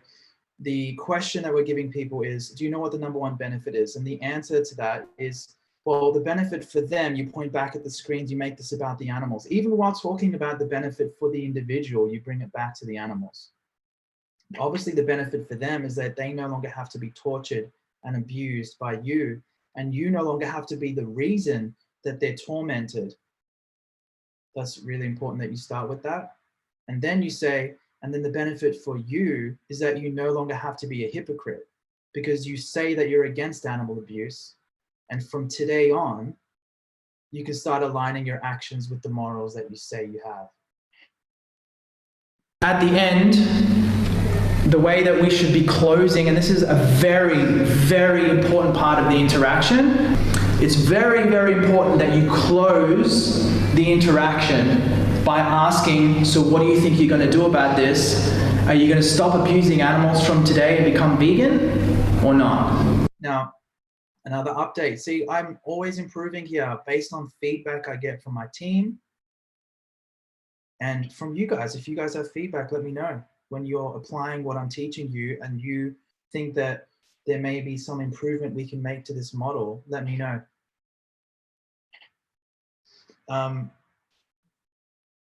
And the update to this is just simply asking them, what do you think that you're going to do? Because at that point, you have already made it clear that being vegan is the only option. So you don't need to add a closed-ended question to that. You can leave it open-ended and say, what do you think you'll do? Now, to that response, if they say, well, I'll try it out. Don't let them off the hook with saying try. There's nobody in any other context, and I get that they're showing that they are interested in wanting to do this. So I know that you think I'm being too savage here, probably, by not letting them off the hook if they say try, but I'm not being a fucking savage, really. Because if this was any other injustice, if you were talking about child abuse, you wouldn't let someone say, I'll try abusing my children less. You would say, what do you mean you'll try? Once you acknowledge that animal abuse is wrong, you just fucking stop. Okay, so it's really important that you don't let them off the hook until they say that. But this comes after you saying, what do you think you'll do? What do you think about what I've said? What do you think you'll do about this? I think we're going to go vegan. Now. Okay. Like now. We're going vegan now. What do you think you're going to do about it in your day-to-day life? Not contribute to farming that promotes this kind of disrespect and violence towards other living organisms. Absolutely. What do you think you're going to do about this? You're going to go vegan? You know what? I am. Yeah? I am.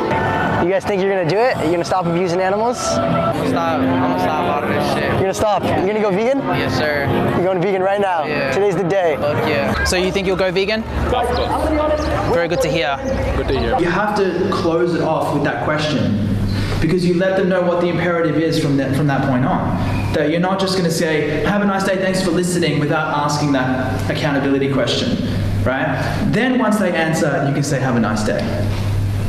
Cool? That's the whole interaction, guys. It's not that complex, is it? I just want to say, and that's the end of it anyway. Also, those people did give a positive and affirmative response. Well, that one guy at the end did, and well, two guys. So that, yeah, I'm not saying it won't happen, that these people will give you a positive response. It will happen, but even if they give you a positive response, it doesn't mean they're going vegan. That's what I'm trying to help you to understand here. Just because that Indian guy that I was talking to there last said that he was going vegan, I don't necessarily know. I don't know if I believed him. You know what I'm saying? I don't even know if I counted that. This was before we wiped the, oh no. Yeah, that was before we wiped the tally. But my point is, it doesn't matter. It matters that he got the truth. Isn't that the only thing that matters? He got the truth from me.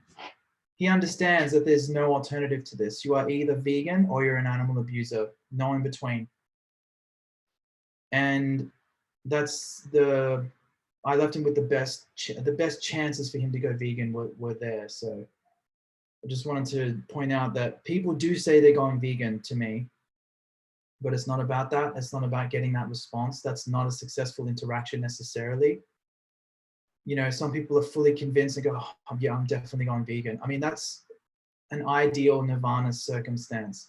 People usually process this, you know, and it's an ugly process, like I was saying, and it may take days, weeks, months before they actually become vegan. That's the end of that. So now we're going to get into the Q&A part of the workshop. And then I'm going to take questions. Already we have 18 questions, 19 questions on Zoom, which is good so far.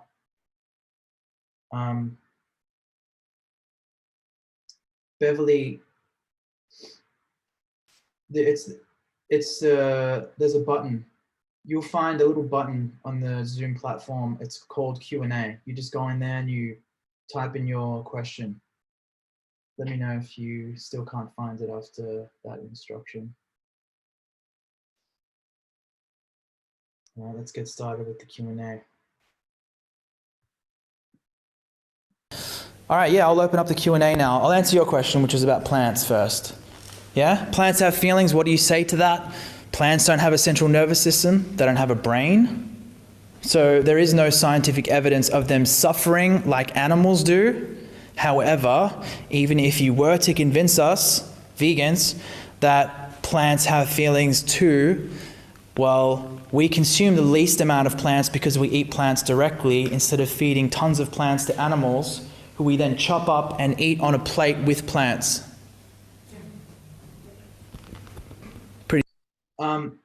Now, again, I've updated this, constantly updating, because I'm on a mission here to improve and take you along for the journey that I'm on to master this.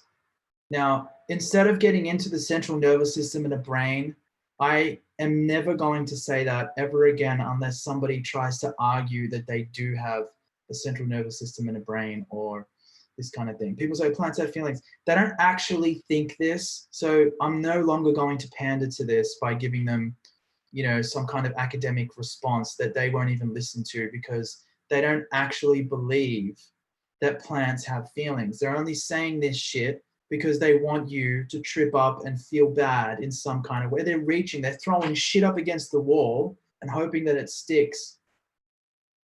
So don't appease to it. From now on, just say, I think we both know that plants don't feel pain like animals do. How would you like it? This is what Joey said, and I think this is a really, really, really, really, really good upgrade. How would you like it if somebody stabbed you and then compared your life to a carrot and justified it like that? Right? Hit them in the face. Hit them in the face, in the chest, in the gut. This is how you do it. This is how you get people to take animal rights seriously. When they give you a shit response like that, hit them back with some shit they'll never forget.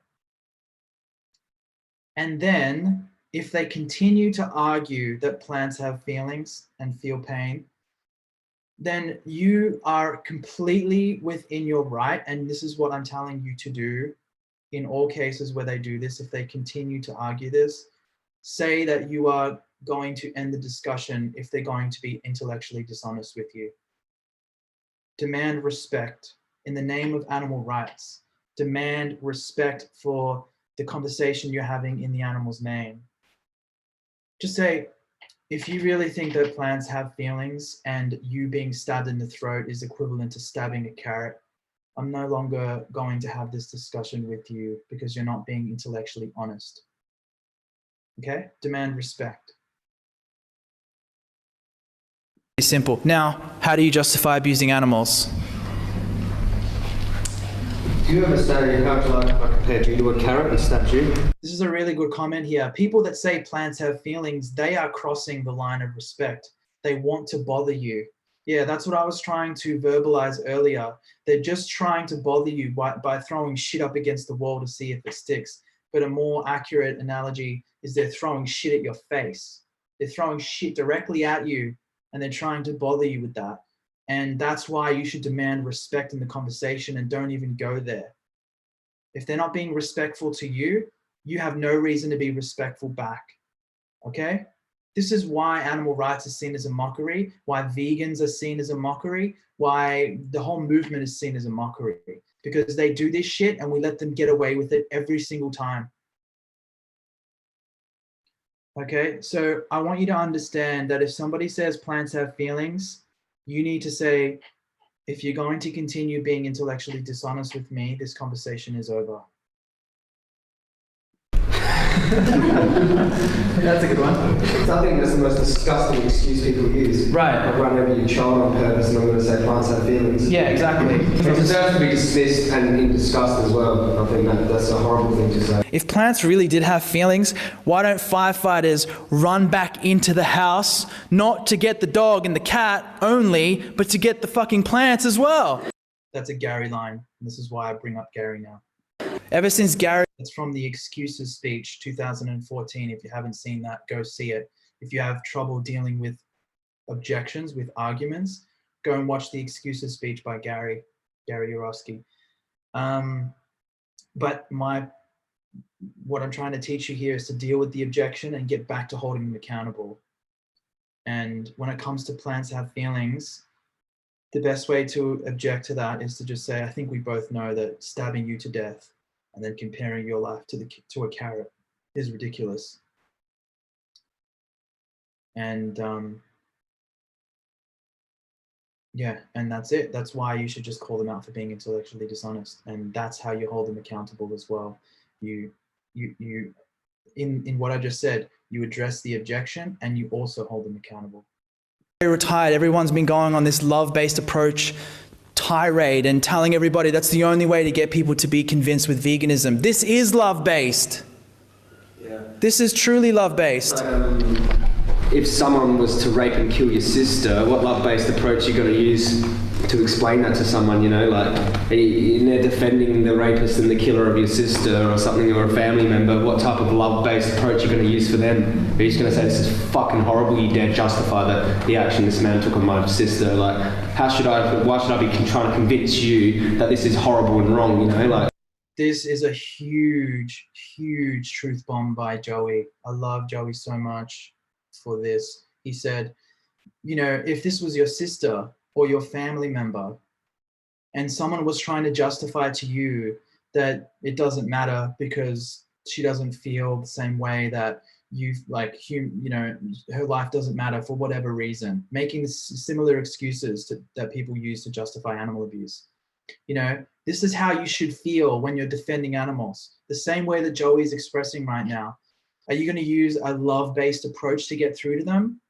Or are you going to have this energy about you that is completely disgusted in the person's inability to justify this and their attempt to do so?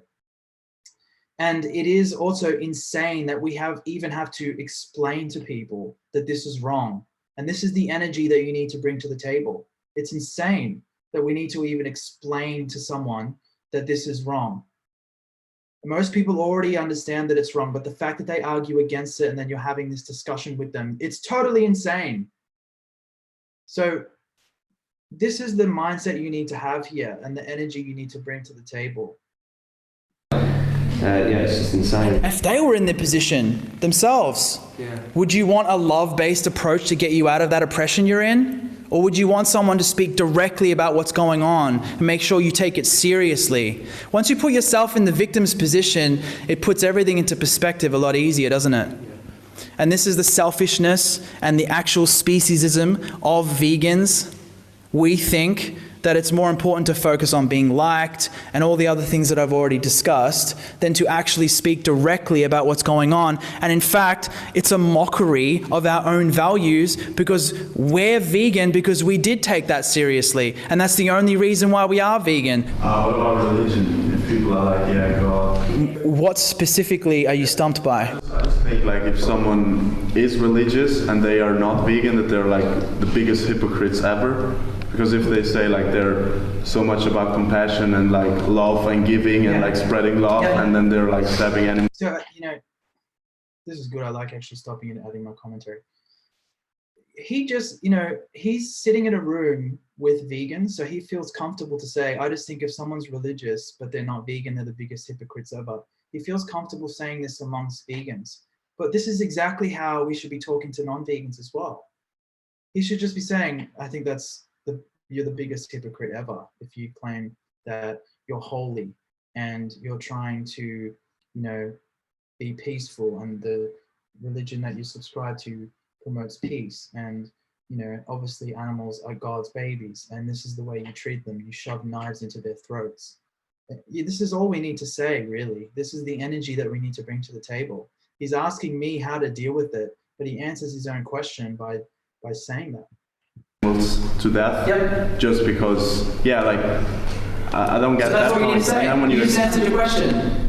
Yeah, how do you get these people to realize what You just said it there and then. Isn't God supposed to be about love and compassion, non-violence? And they answer like, but love, God created this world and made made human beings being stronger. And so doesn't that mean we have a responsibility to protect those weaker than us? Why do we construe that as we need to violate others with our power?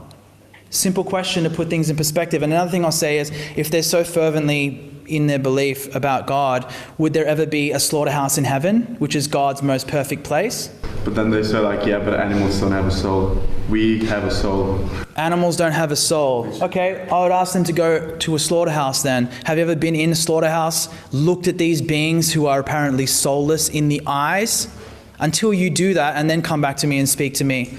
In no religious text does it say you must eat the flesh of animals in order to go to heaven or to be a good Christian, good Muslim, good whatever. Yes? I just have these questions because I recently had this conversation with a guy, and then he comes up with like, but Jesus ate fish, and all these fishermen, and he turned, I don't remember everything, but in the Bible? Yeah, in the Bible, and if you read the Bible, and I would say, and this is the thing, we're not religious experts, guys.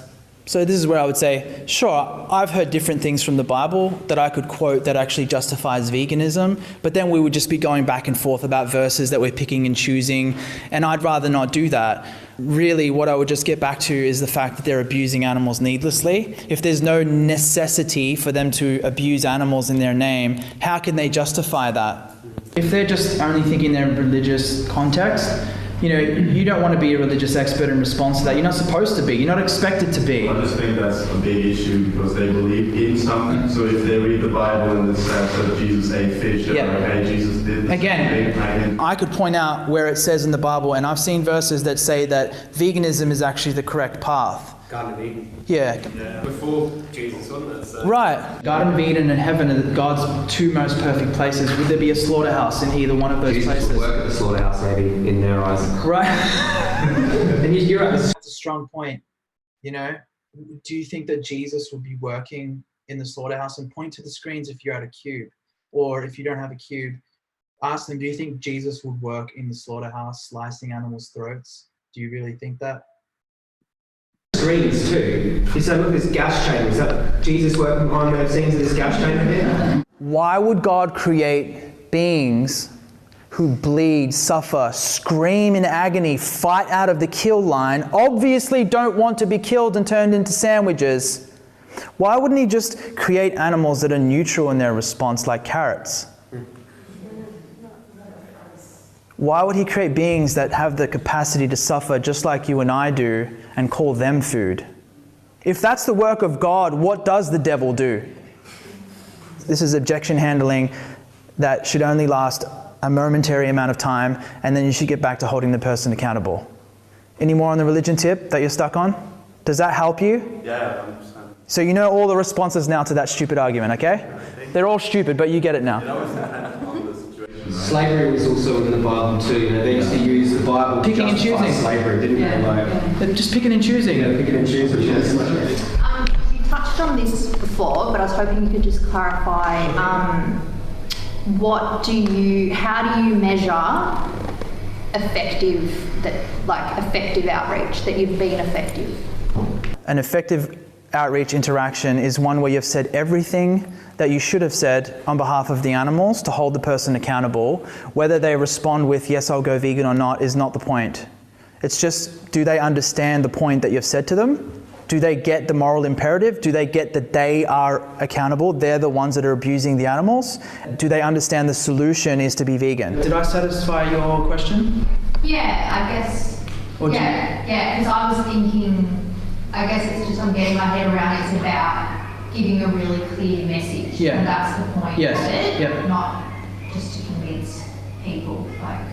Not to just get them on anything you can, because we compromise and we say, well, we couldn't get them on the animal rights thing. They're not budging on that, seemingly. So did you know that it's really bad for the environment as well? Oh yeah, I have heard about that. And now they're nodding, now they're responding, right? You're like, oh, I got them on that. So I'll talk more about that. Yeah, it's actually really bad. And in our minds, we're thinking, well, they're going to lessen their harm to animals, so I might as well talk about that.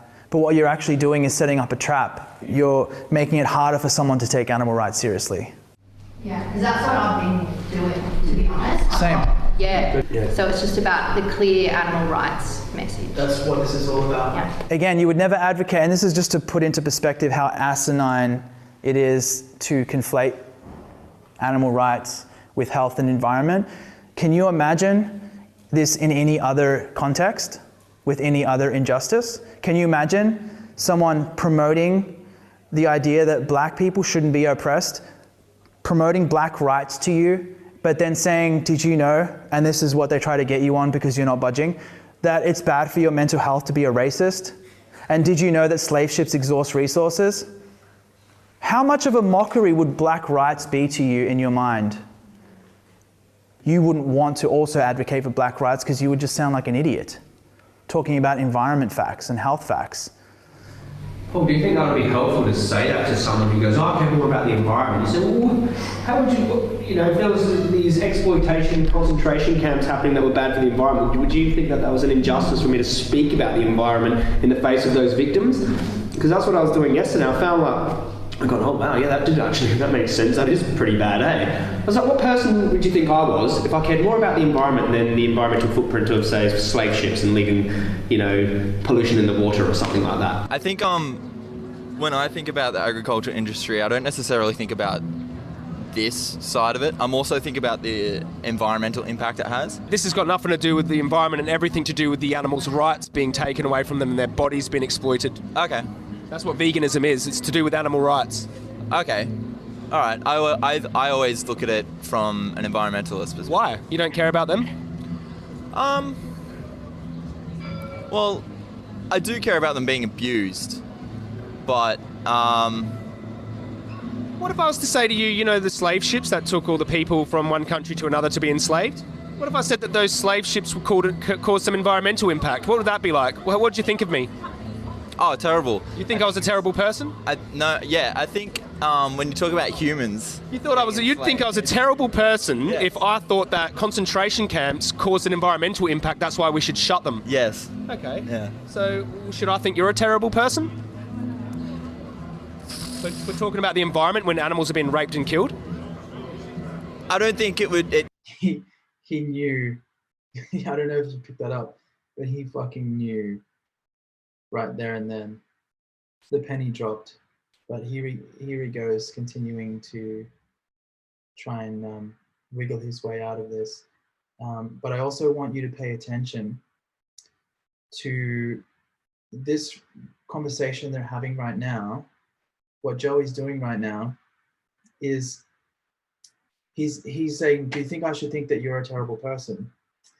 And he's also talking about concentration camps, and he's talking about humans in general.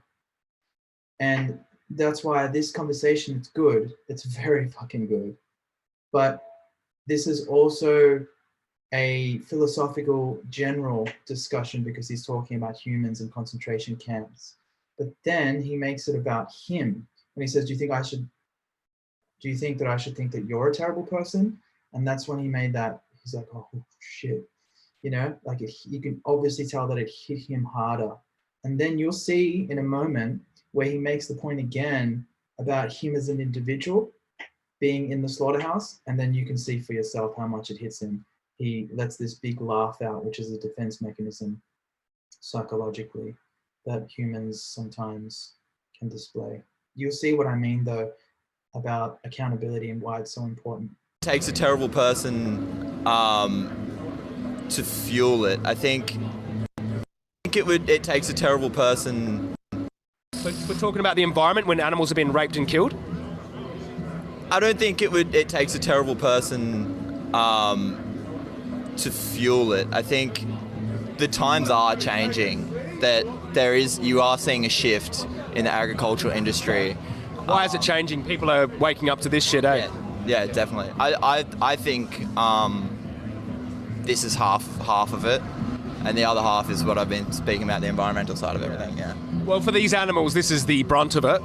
Yes. I'm an animal person. I'm speaking from the animal's position. Yep. And if you're in that position, I'd be fucking fighting for you too, bro. Yeah, yeah, definitely. And what if someone said, well, let's say you're suffering in this slaughterhouse, put yourself in their position, it's a hypothetical, and someone were to say, oh, we should stop this because the environment, though. You're there like, what? Yeah. Good point. Yeah. Look, I'm going to tell you the most. You see? Did you see that? You guys on Instagram and Facebook won't see this unless you're on Zoom or YouTube right now. But did you see the penny dropping more so than it did before when it was a bit more general? I want you to take note here, and this is why you need to make it about the individual you're speaking to and put them in the hot seat. The most environmentally friendly thing I can do right now is go out and cull humans because we are destroying the environment more than anyone else on Earth, okay? But we wouldn't do that because it's a rights violation, okay? Ethical concerns. Yeah, I agree with you. The environment is look, it's not a non-issue. It's got nothing to do with the issue of animal rights. Yeah. Okay? Yeah. And veganism. Okay. Yeah. It's an issue that we must all take seriously. Yeah. But when we talk about veganism, we're talking about this. Okay, all right. Oh, that's something I didn't know. Yeah, the slave trade is the biggest contributor to climate change. So end the slave trade now because climate change is climate crisis. It's horrible. It's an embarrassing way to advocate. It's a fucking embarrassment. If I was in the animal's position, I would think this is the lamest fucking movement in the world. The cows don't care about the methane. They care that children have been taken and killed and they're being raped and murdered. That's all they care about. Yeah. And do you think that an animal who's being enslaved, tortured, killed? I want you to fully marinate and absorb that fact, okay? And if you want to join the Q&A, it'll start very shortly. Join me on Zoom and put your questions in the Q&A section. But I really want you to fully absorb what we're saying here. It is a motherfucking embarrassment to advocate for environment or health when you're speaking about the violation of animal rights, okay?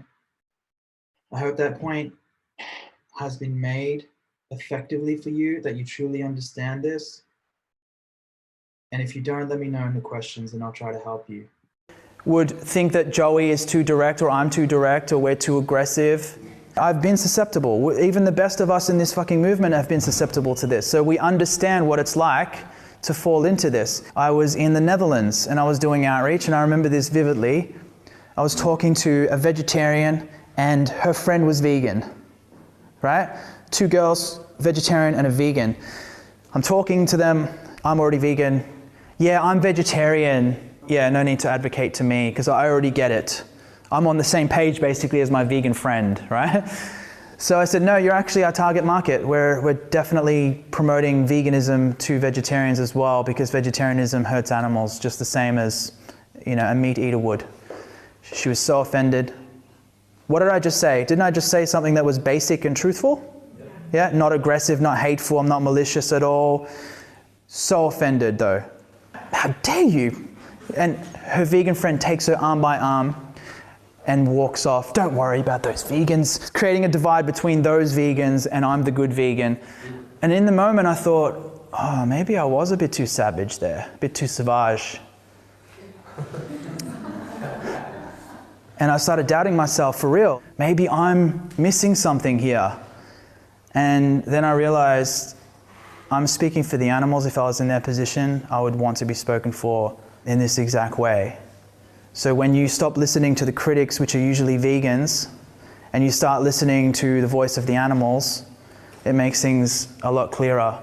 And in that moment, I realized, nope, I didn't do anything wrong whatsoever. I said exactly what I was supposed to say. Because what was something to say is they're going to be criticised sometimes by other vegans for, you know, saying things that need to be said. You will be criticised by other vegans. They don't understand. Sure. They don't understand. They just... Yeah, huge point by Joey. They don't understand. They're ignorant. Other vegans who criticize you for taking on this approach that I'm advocating for you is going to come with criticism. So you have to accept that, be comfortable with the fact that this is not a popularity contest. You're not doing this to be liked by other vegans. Please fully absorb that. You're doing this for animals. You're speaking up for animals in the same way that you would want to be spoken up for if you were in their position. Projecting their own insecurities, and it's got no basis in what's effective and what isn't effective. Your hand went up first, so I'm going to respect that. I was going to add to that, like I know you've already mentioned this, but I think it's also important to be genuine to yourself. Like if you're not, to be genuine to yourself, like your own personality. You can still be like direct, but you don't have to be a complete savage if it's not in your nature. Because, you know what I mean? Like there is obviously going to be a unique way we all approach this. Don't get lost in the source, because we're all basically saying the same thing. Again, I said this before, what I'm teaching you is nuts and bolts, tried and true. Nuts and bolts is another word for principles. Principles that apply to everybody. So being direct is something that everybody can do. How you be direct, how you say what I'm suggesting is up to you. That's your personality type. Some words might resonate with you more. You might be able to say them better than other words. You know, your vocal inflections might give you a better ability to say certain sentences than it would be for me, or something like this. And it's being a complete savage. You might not have the same kind of intense energy that myself and Joey bring to the table, and that's totally cool. You need to apply your personality, but do not butcher this approach and make it something else. Principally, the principles do apply to everybody. You can still say animal abuse in a girl's tone with your own tone or your personality, or you might be a softer spoken man, or, you know, obviously I'm a little bit forward. You can still say this is animal abuse. Exactly. You don't have to say they're fucking animal abuse and start throwing beetroot juice on people and call it blood. You know, that's not what he's saying. He's saying you be honest and direct about what you're saying. You know, you can say that however you like. How often do you see someone that's on an outreach and then someone's start losing it at the outreach? It's rare. I had to pause this because Paulo, please join me on Zoom and put that question in the Q&A. I'd love to answer that. I'd love to respond to that, Paulo. So the link is in the bio. Come join us, and I will break down your question for you and help you to understand what you're saying. I'll break it down for you, and I'll explain the effectiveness of what I'm teaching, given the context you've provided. Yeah, it's rarer than you guys think. Yes. I just wanted to say that I was one of those people. Which people? The people that you guys were targeting. And I was at work and I was busy and I was walking through, you know, the shopping mall. How long ago? Just over a year. Okay. And I wasn't vegetarian. I mean, I had been in the past, but And I'm English, so I've got that smart voice, so I thought I could argue back, you know. And this lady stopped me, and I was probably the last person that she wanted to stop because I was, you know, rushing and I didn't want to be stopped. Right. And she probably thinks that she had no effect on me. And I probably walked away going, whatever. Sorry? You went off thinking whatever. I mean, I took the thing and, you know, watched, and I was very, obviously, because I'm here, and I haven't touched meat or dairy or anything since. She probably went away and thought she didn't make a difference, and she did to me and to my family. Yeah. And I wrote to them to tell them, but I don't know whether they ever, you know. So I guess what I'm trying to say is, just because you guys are doing something and you might not think that that person has been affected by what you're doing, or they may come across like, you know, like I probably did, like I'm busy, I don't, you know. And I would argue that you're the type of person that will not go back. You will not go, I'm no longer a vegan and here's why, make a stupid YouTube video about it. You'll never go back because you understand animal rights and the moral imperative. Again, the reason why I'm doing this workshop, the reason why you're here listening to me and I appreciate it, is because the vegan movement currently is filled with an ideology where it is too extreme to just simply advocate for animal rights. So we need to change this shit. Some people need that shock factor, I think, as well. Like the lady who I spoke to, I think she called me a killer or something, in a really nice voice though. I didn't know how to take it, but you know, I never thought of it like that. Killing yourself or something like that, and I was just like, yeah. But I was really offended, and I got really like, you know, not aggressive, but because she was putting a mirror up, I guess. Yeah. What about when people ask the question, what about the farmers? You're going to ruin their industry, and there's millions of dollars involved, and it's their bread and butter pretty much. Yep. How do you answer that question? We're glad. We want their industries destroyed. Do they have to be out of a job? Not necessarily. If they would look at this with the right perspective, we're just trying to change the product line. Having a financial gain or financial interest in an injustice doesn't exemplify you from the injustice. Yes? You're not in the re-employment business for farmers and finding jobs for them, or you're just in the animal rights business? That's a really good point. Like, Can you repeat that? We don't care what the animal abusers do to stop abusing animals. Like, we're not in the re-employment business. For those who are watching, someone asked, is Sophia's the girl leaving now? She's one of our organisers in Melbourne, and they were asking, was Sophia leaving because of Joey's response there? No, she wasn't. She had to take an important call. For farmers, we're here to tell you that abusing animals is wrong. This ties into what we're saying. It's called pandering, what you're doing there. Yeah. And I don't care what they do as long as they leave the animals alone. Yeah. You know, and they'll work it out. We all got a job. We all worked out how to. What happened when the slave trade ended in America? Exactly. Didn't they just get new jobs? They had a fucking war. Yeah, what happened to the Nazi regime? Did they, oh, no more jobs. We can't do this anymore, it's wrong. The only reason they would convert is not for financial reasons. The only reason they would convert is if you hold them to account to the evils they commit. Yeah, this is a big point because, I've actually had debates with farmers before where I tried to talk to them about the financial interest in being plant-based as a farmer, being a plant-based farmer. That was a massive mistake. Because I thought that's all they cared about is the money. They do care about the money, but that's not all they care about, and that's not enough of a push for someone to change their industry because it's a lot of work to change what they're doing. The only thing that's going to really push them to change what they're doing is if you point out how immoral it is and you focus on the animal rights issue, the ethical concern. So what is AV's stance on when vegans come up to the queue? Should we outreach them to them? Yes, good question. I'm glad you brought this up, my man. If a vegan... This is from experience. What I just said is from experience, and I can see this in others and their work like Joey's. And whenever we speak to farmers, if we don't talk about the animal rights concern, and if we try to say that, oh, avocados are going to make you more money, it just... Number one, it doesn't work. Number two, it makes a mockery of animal rights since you're speaking about finance in the face of what's going on with them. So in order for people to get on board with this, we need to speak directly about it. Stops. Yeah, this is good what you guys are doing. Have you ever heard of what we do?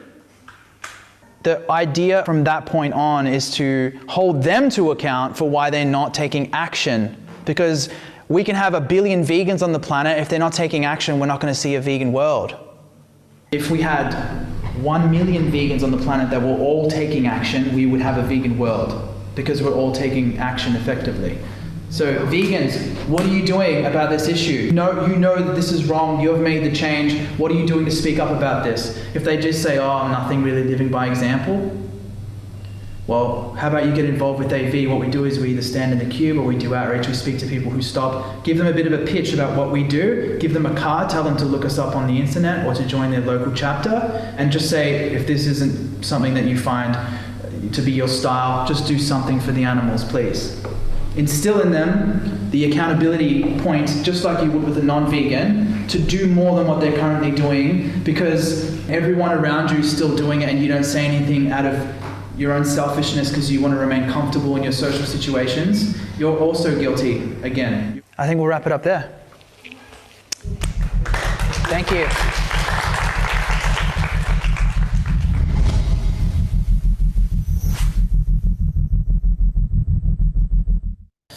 All right, yeah, I'll open up the... So now I'm going to stop sharing the screen.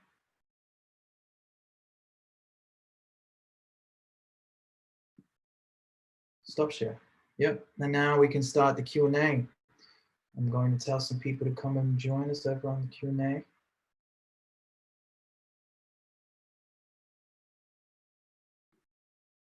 For those who are watching on Facebook, if you have a question, please join us in the Q&A section. You can put your questions on Zoom. It's a different platform. The link is in the caption. Instagram, the link is in the bio. Come and join me.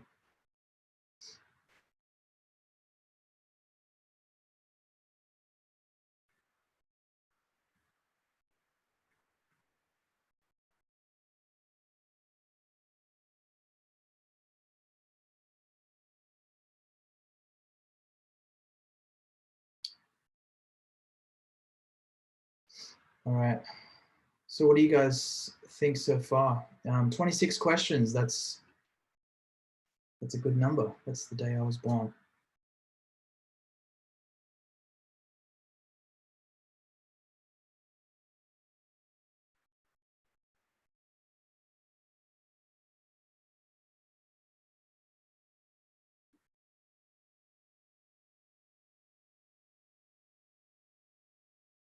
All right.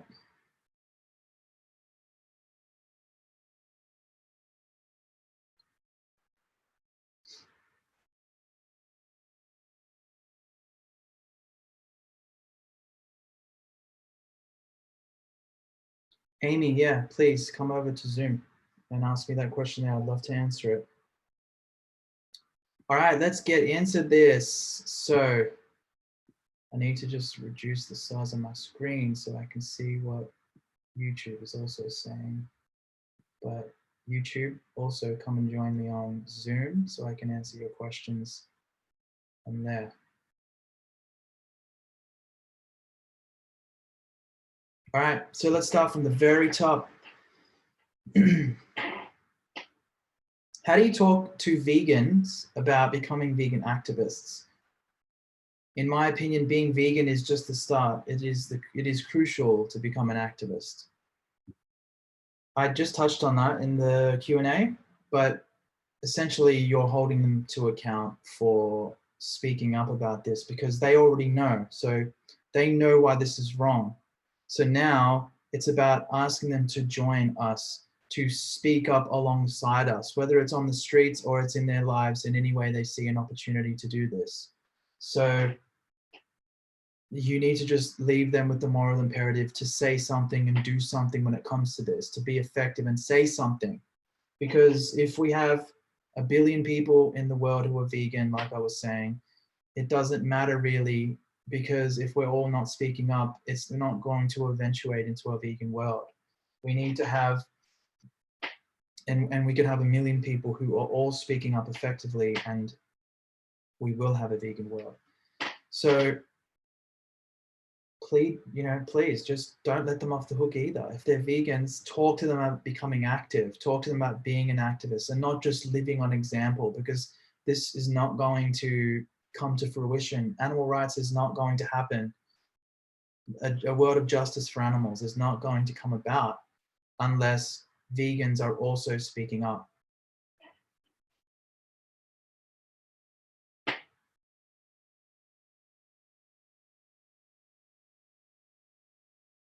Thank you, Two Wheel Bill. Appreciate that.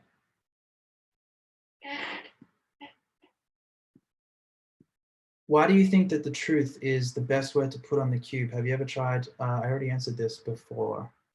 I think truth is all encompassing and it's the most powerful weapon that we have, and that's why we put it on the signs in the cube.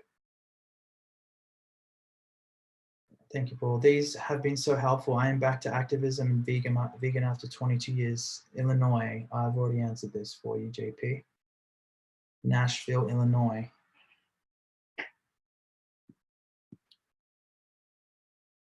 Are you planning on touring in South America? Yes. Buenos Aires. Buenos Aires. Not sure. Apparently everybody speaks Spanish there, Matthew. I don't speak Spanish yet. I plan to learn Spanish, but at this point, I don't see how that would work out. Well, even after this blows over, if everyone speaks Spanish and the coronavirus situation isn't as bad as it is, then yeah, I'll have to pass.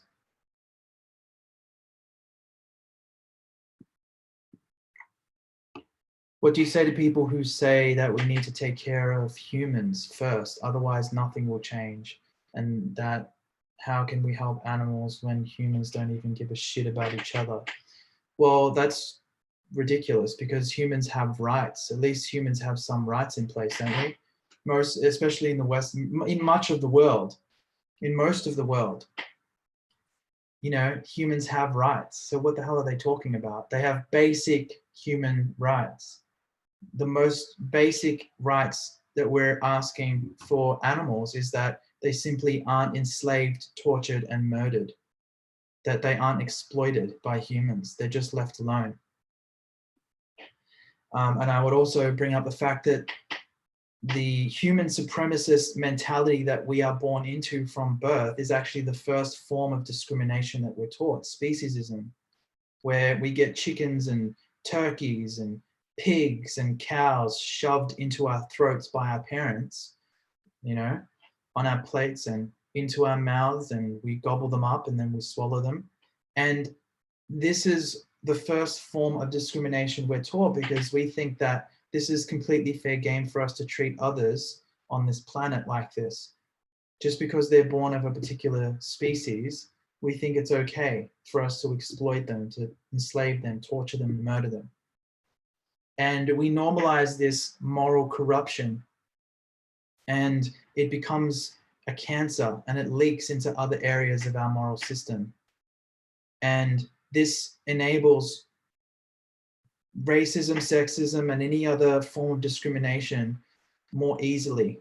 And so it is a very strong argument to make that this could be the root cause of all forms of discrimination, because it's the first form of discrimination that we're taught, and nobody can argue against that.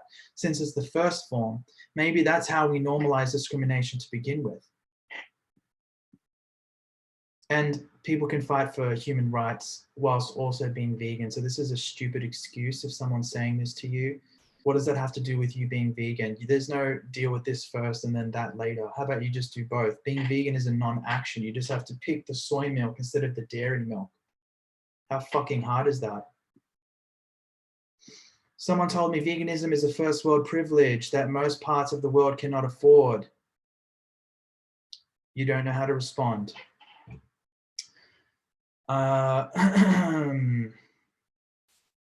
That's bullshit, isn't it? It's complete bullshit. In fact, veganism takes no privilege at all.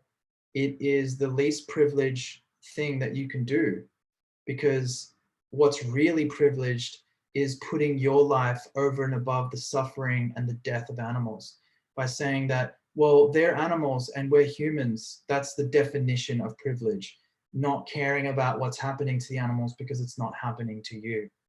So non-veganism is the biggest privilege in the world. And people in third world countries can be vegan as well. We've got a chapter in Uganda. We've got a chapter in Uganda.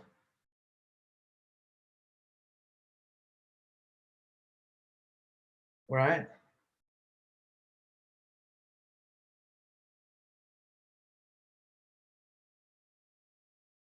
Rice, beans, basic vegetables. What else do you need to eat a plant-based diet? There's no fucking excuse.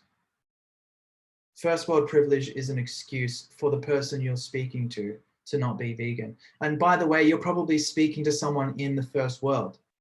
So what's their excuse for not being vegan if it's a first world privilege in their eyes? Just bring it back to accountability. Hold them accountable for that dumb excuse. What do you say when people say they don't love animals so they won't go vegan? You don't need to love animals. Does someone need to love you to not stab you to death? That's all you have to say to them. This is about basic sanity and justice. Instagram, 2 minutes before I get cut out, and then I'll go live again. If you have any questions for me, follow the link, which is in the bio, and put it into the Q&A section on Zoom. Zoom is a different platform. That's where it's all happening right now.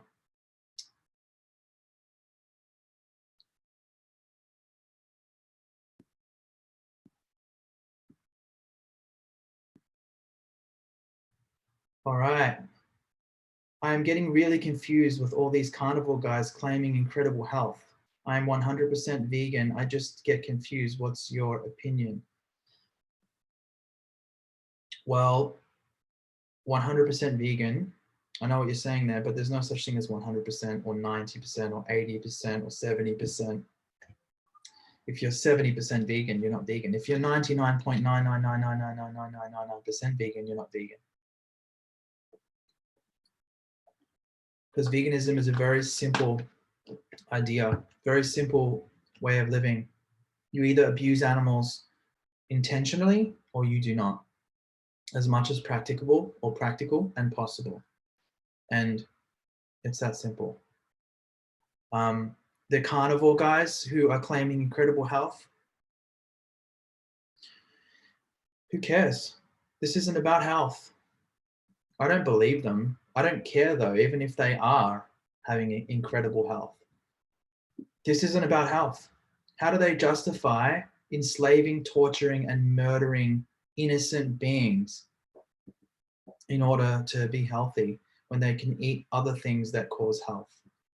The carnivore guys, show me one person who's been carnivore for a long period of time. I mean, it's just, from a health perspective, I don't believe them. But it doesn't matter about health. It's not about health. So just back to the morality tip. This is simply about people understanding they have no fucking right to do what they're doing. I'm only answering questions on Zoom. Whoa. I'll push the speak button instead of the paste button. Going live again on Instagram. I have to go live every hour because it ends the live stream at 1 hour.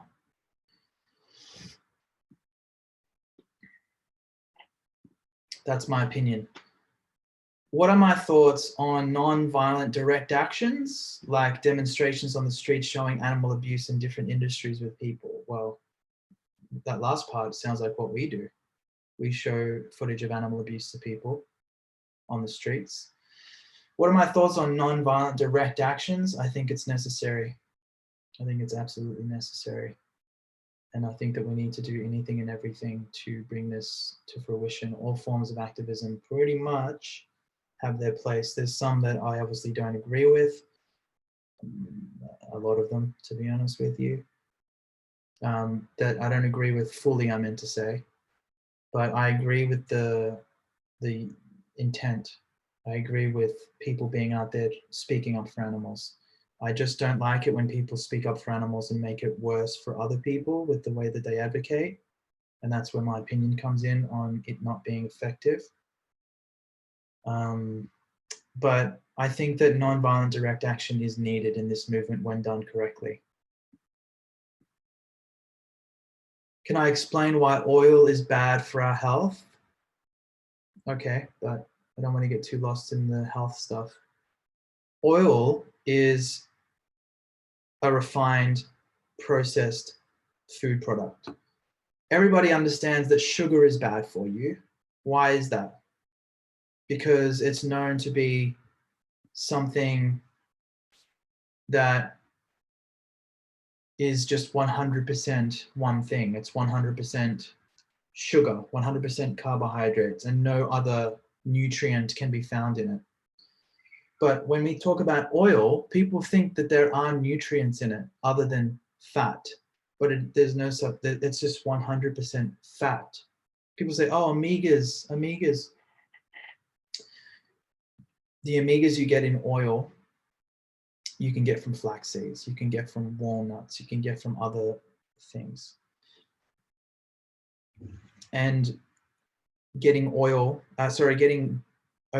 from oil is like getting potassium from Coca-Cola. It's probably one of the worst places you can get it, unless you absolutely need to take a omega supplement that comes from algae oil, the algae oil supplement. And this is only if your blood test tells you that you need this, then maybe you need to take that supplement. But most people are eating food with oil on it, and this destroys the digestion. So by the way, oil has more calories in it than any other food item, even including animal products. And therefore, with just a little bit of oil, you get the most possible calories of any other food item. So it jacks up your calories so incredibly fucking fast and so easily.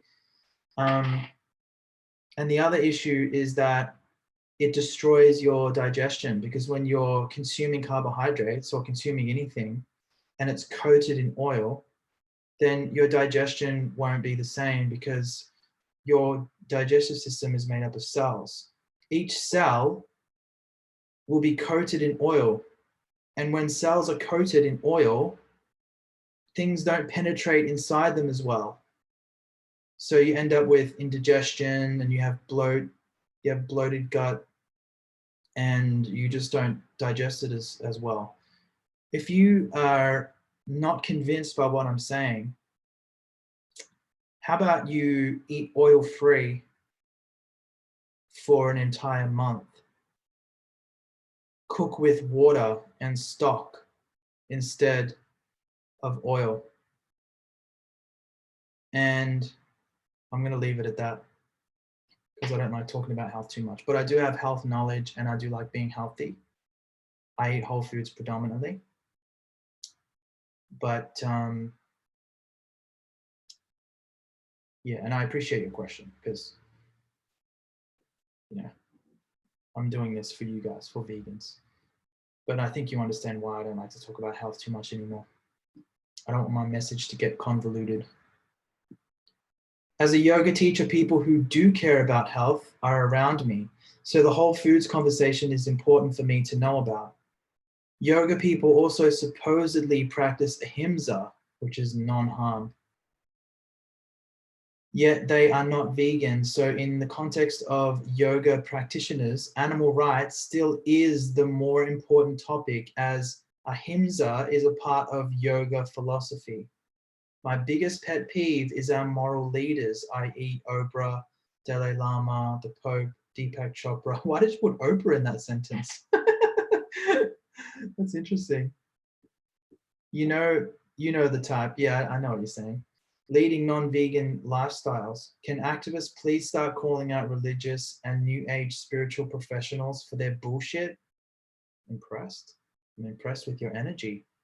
Definitely need to definitely need to hold them to account. And I used to be a fan of Deepak Chopra, but yeah, all these people who are spiritual are such fucking hypocrites if they're not vegan. Dalai Lama, lol.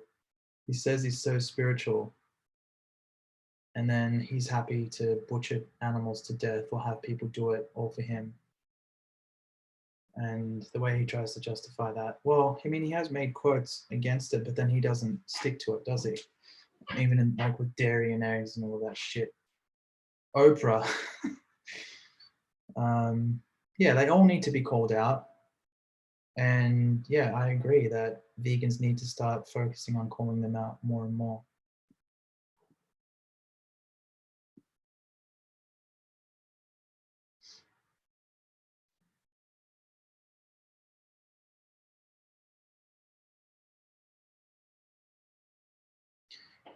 There's a comment here about plant oils being healthy for aromatherapy like essential oils. I'm not talking about that. And that's only a small amount of oil that you're talking about. And usually that is not consumed orally. It's usually something that is applied topically. And even if you do put essential oils in your food or whatever, it's usually a small amount. So you sort of help to make my point because you're talking about essential oils, which is kind of like a gray area.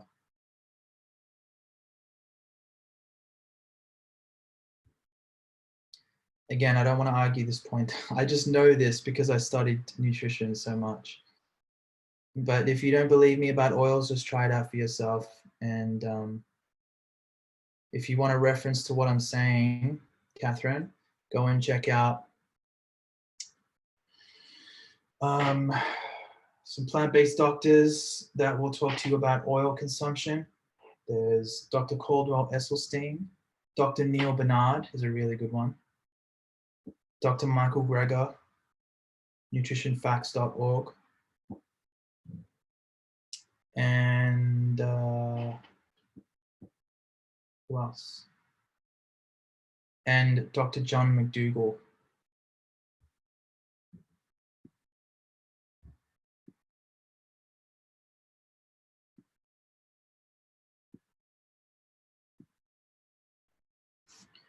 It would make a feminist campaign upset if someone brought up homelessness to them. So why doesn't it make us upset when a human supremacist brings up health and environmentalism? Well said, Matt. Well fucking said, Matt. Did everybody hear that? Or do I need to repeat that for y'all? I'll say it one more time. It would make a feminist campaign upset if someone brought up homelessness to them. So why don't we get upset when an activist is talking to a human supremacist and they bring up health or environment? Really, really important. People asking about clothing, go to our website, cubeoftruth.com.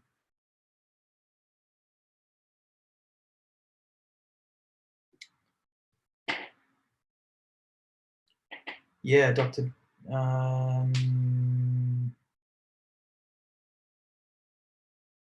Yeah, I don't know about Dean. He's okay. There's another one, John Fulham. I forget what his name is. I follow him on Instagram. I should know his name. Dr. John Fulham or something like this. Let me know if you know who I'm talking about in the comments. He's another good doctor that you should watch. He's based in New York.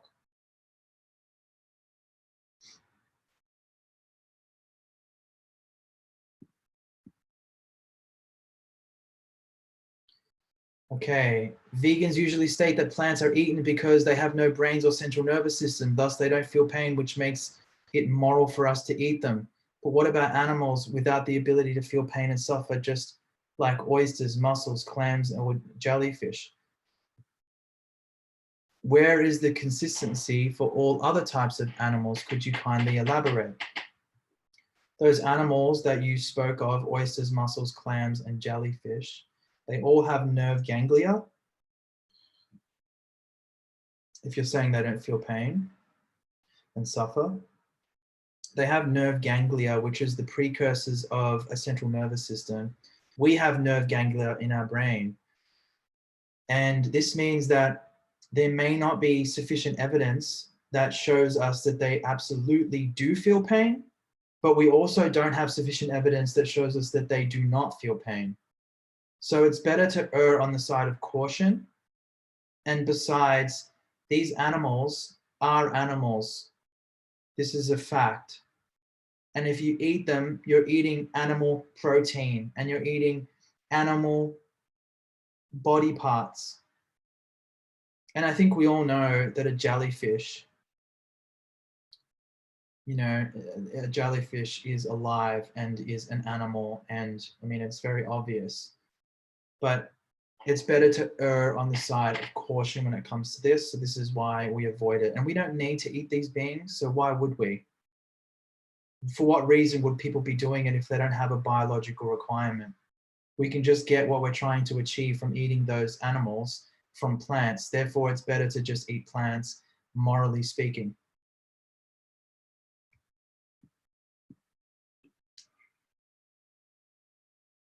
What should I say when someone tries to argue against animal abuse with taxes? I need more information. What are they saying specifically? That our tax dollars go towards abuse in some way or something like this? I need you to expand, please, Rebecca Brooks.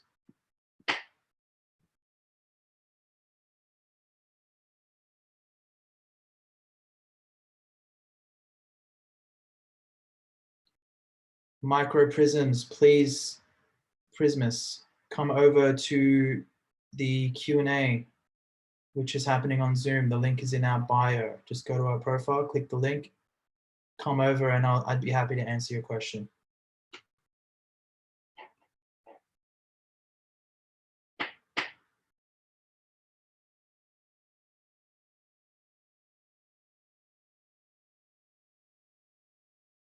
I hope I have answered your question, Jay Brenner, about Whole Foods or health in general.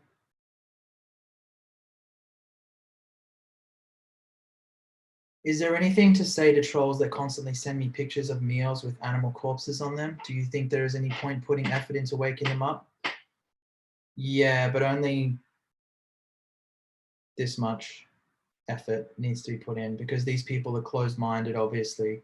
And don't worry about what you say necessarily to them. Just make sure you do exactly what I'm telling you with regards to holding people to account, and make sure you demand respect with the way that you are engaging with them. With the energy that you bring to the table, you need to exude a no bullshit zone that they're entering into. And don't take any shit if they're being disrespectful. You know, throw shit back at them. Try to wake them the fuck up with truth and just speak to them the way that they're speaking to you, because that's the language they speak. Okay? And then you break it down for them. And if you give yourself a small time limit before you move on to someone else and you block them, that's how you deal with trolls. The question regarding my current situation that we are in right now, the coronavirus. Recently, somebody complained to me that veganism is only for the privileged, since the lower class people who are struggling right now during the pandemic can only afford cheap non-vegan food. How would you answer that? That's a lie. The cheapest foods on the planet are rice, cereals, grains, beans, greens, bananas. Let me know in the comments of other cheap foods that you think that we can eat, because I'm being broad here by saying grains. There's so many grains I could list here. Bread, that's another one. I'm up to 7 now. Someone else named 3 others in the comments. Potatoes is one I usually mention. I'm up to 8 now. I mentioned beans already. Did I say legumes, beans? And that's very broad because there's many different kinds of beans that people can eat. Oranges are pretty cheap. That's a good one. Obviously, there are some plant foods that are more expensive than others. These grapes, $6 a pack. Probably not the cheapest because you don't get many calories out of them. Corn, yes. Pasta, that's a good one. But I did say grains. Avocados are usually pretty expensive, but per calorie, they're probably pretty good, aren't they? Chips. By chips, do you mean potato chips? Making potatoes, turning them into chips? Cheapest foods on the planet by far. Peanut butter. Peanut butter. Pretty good, pretty cheap. You know, these foods that we're talking about, by the way, I could just eat these foods all day, every day, and I would be so happy. Okay, and I'm saying this from a place of privilege where I can actually buy whatever I want.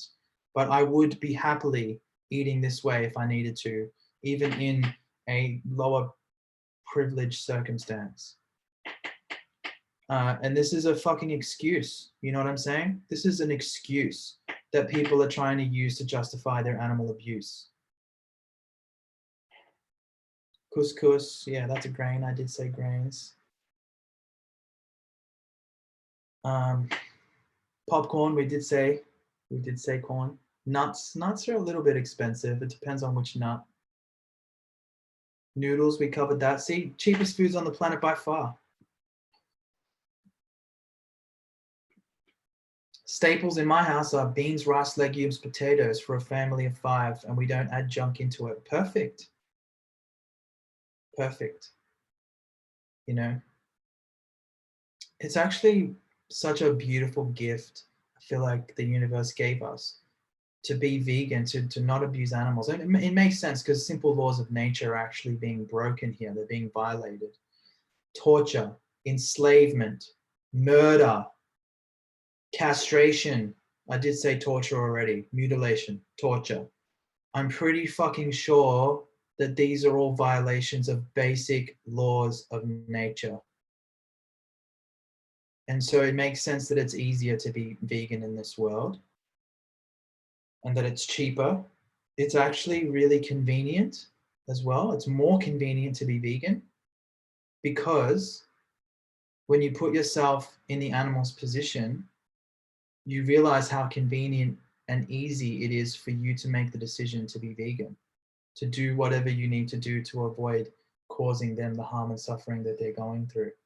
So if you have to spend 20 extra minutes, an hour to get vegan food, to cook, to whatever, that is still a lot more convenient when you're looking at it from the perspective that it's far more convenient than what is going to happen to the animals if you choose to do something that isn't vegan.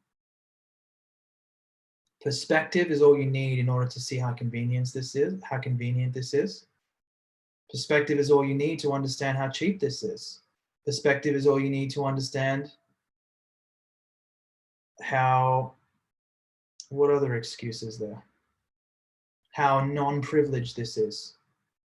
You know, because again, the definition of privilege is only caring about things that impact you personally. When you take yourself out of the human supremacist mentality and you put yourself in the animal's position, the ones who you're violating with your non-vegan decisions, it makes the decision to be vegan so much fucking easier. It's a walk in the park.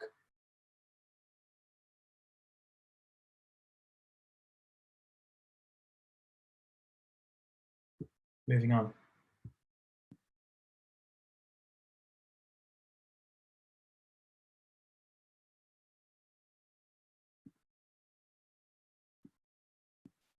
What do you say exactly to someone who says they'll consume less animal products and that 99% less is better than not trying at all? First of all, they're lying.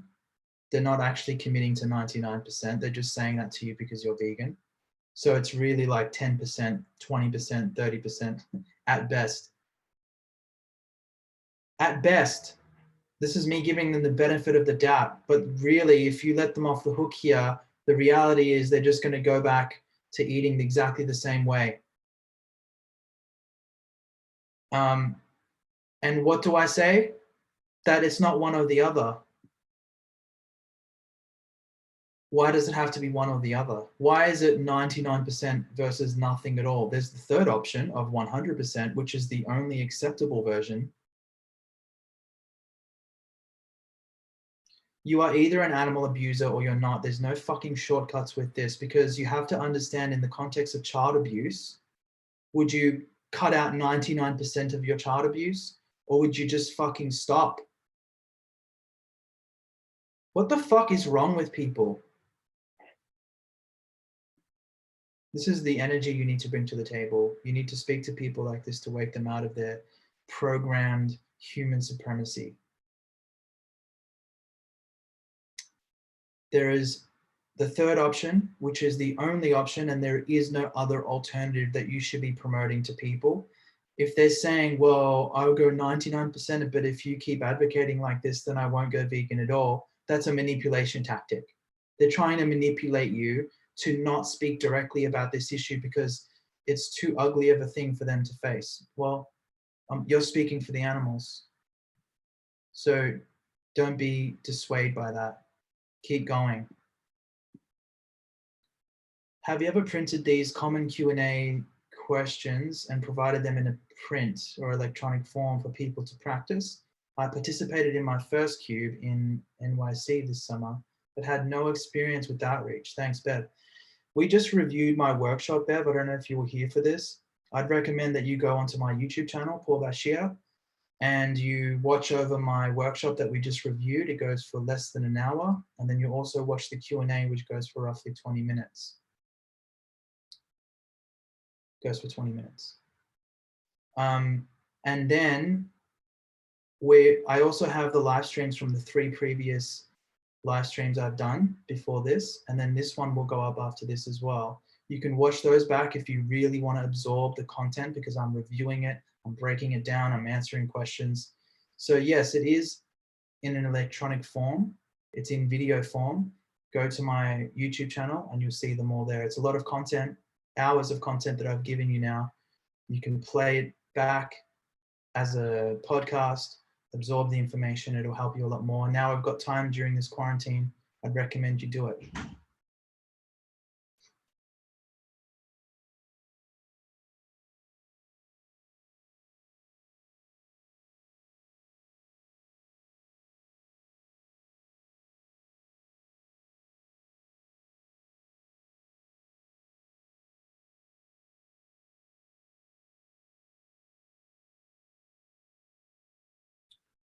Next question. When someone says plants have feelings, I say if you care about plants, and stop eating animals, because more plants are killed in animal abusing industries than if you eat plants directly. That's a look. I've used this many times. Many vegans use this.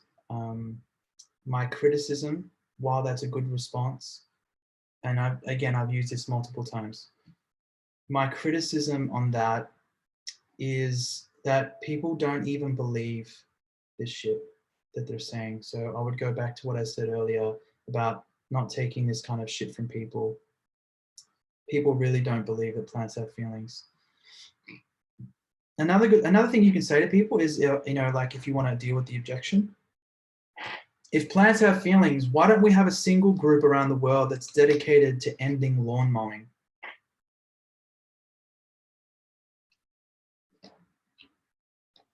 This coconut water starting to taste foul. Regular water.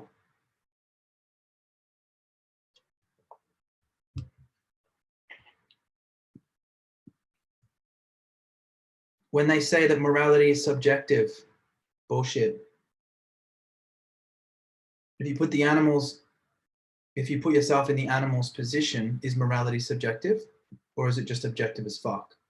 There's no way you can justify being stabbed to death needlessly, can you?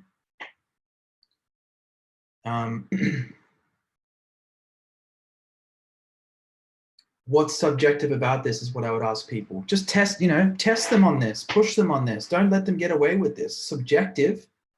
Okay, well, if you were in the animal's position, how do we justify stabbing you to death needlessly? Do you need to eat animal products? No. So how do we justify this? It's objective as fuck. Just like, and ask them this, when it comes to child abuse, do you believe that morality is subjective? Do you think that it doesn't matter if some people abuse children because morality is subjective to them? Or do you think that morality is objective in those cases? So you're being a hypocrite right now. If you can rationally, consistently, and reasonably answer, okay, if you can rationally, consistently, and reasonably answer the above question, I will become a vegan. Well, I believe I have done that. So now, Mohammed, how about you let us know in the comments if I have done that for you. And if you disagree, let me know what else I need to explain to you. But the question I have for you now, Mohammed, if you're still with us, is if you are not vegan, how exactly do you justify stabbing animals to death needlessly or paying others to do that for you in your name, enslaving them, torturing them, and murdering them when you have no biological need or no need personally at all in your life to do so? How do you justify that? Do you believe that animal abuse is wrong? How do you feel about it? If it's something that you think is wrong, then how do you justify being a hypocrite?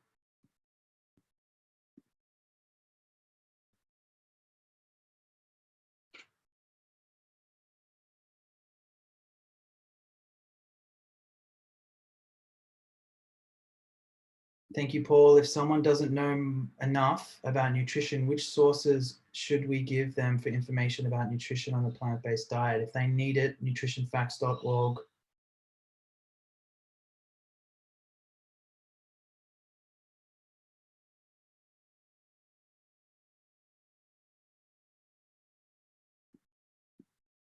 "21-day vegan and challenge 22 plus." Yeah, we have these programs that we recommend, but we're going to stop recommending them. Challenge 22 and 21-day vegan. It's not necessary to give people challenges and support systems like these because, all right, I'm going to put this question out to you guys. I know that Challenge 22 has its benefits. I know that these support programs do help with people to stay on track, I guess. But if we give people the moral imperative and we focus on why they need to be vegan, my understanding is that how to be vegan in 2020 is so fucking easy, and we shouldn't be babying people and saying that it's harder than what it actually is. You can go vegan in 3 seconds. How to be vegan comes with using Google and asking the question, is this vegan or is this not? Is this product vegan? Is this ingredient vegan? Is this restaurant vegan? Looking up their menu online and finding out what options they have, calling them and asking them questions, talking to the waiter. The only compass that you need in life to be vegan is this vegan? Is this not? And back to the why point, are you a human supremacist or are you not? Are you an animal abuser or are you not? And I think that we need to just simply speak about veganism in this way, because otherwise it does overcomplicate it. We're making this more complex when it's actually very, very simple. Recipes also can be found online on Google. When we say, oh, don't worry, we'll hold your hand all the way, we make it seem like you need to be a part of some support group. You need to dedicate 22 days or 21 days to do this. To change a habit, they say you do need 21 days. But again, like, if you have a habit for abusing children, but now you understand that it's emphatically wrong, what else do you need to stop other than that understanding and holding yourself to account to how disgusting that injustice is that you're engaging in? You need to hit people in the gut, hit people in the chest and the gut. You get under their skin and make them really feel how wrong this is. That's what makes people go vegan. All this other stuff is just the how conversation, and it's really easy for people to work that shit out on their own. You know, I know that this applies to most of you out there as well, but I want to hear in the comments if you think that I'm off the mark here.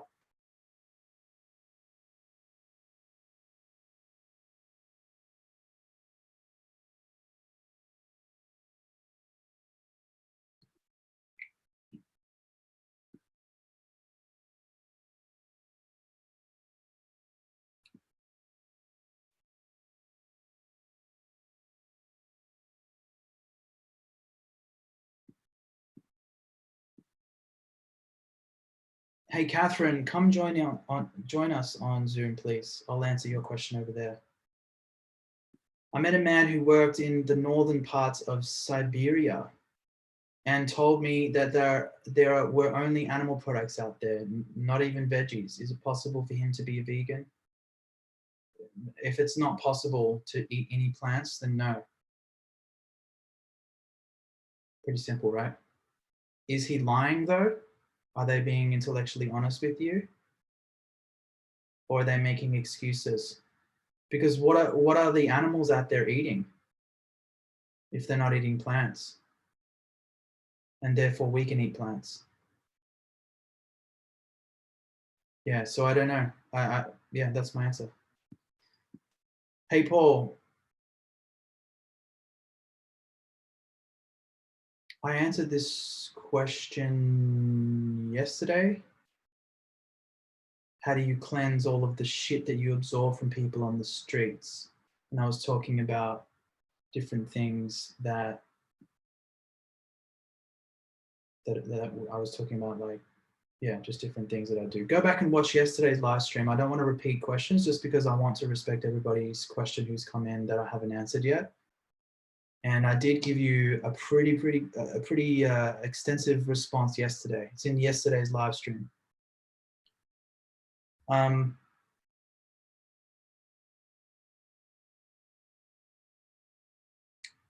So yeah, I appreciate your comments coming in about that point I just made. It seems like you guys agree that this is pretty simple, that we don't need to pander to the idea that this is harder than what it actually is with 22-day support program and all of that.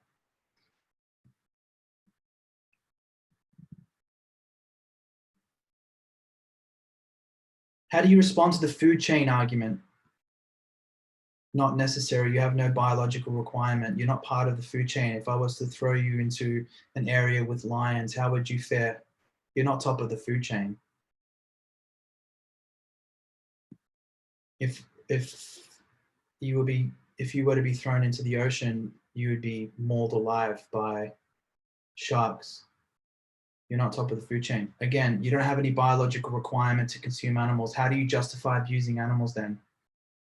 Deal with the objection, back to accountability.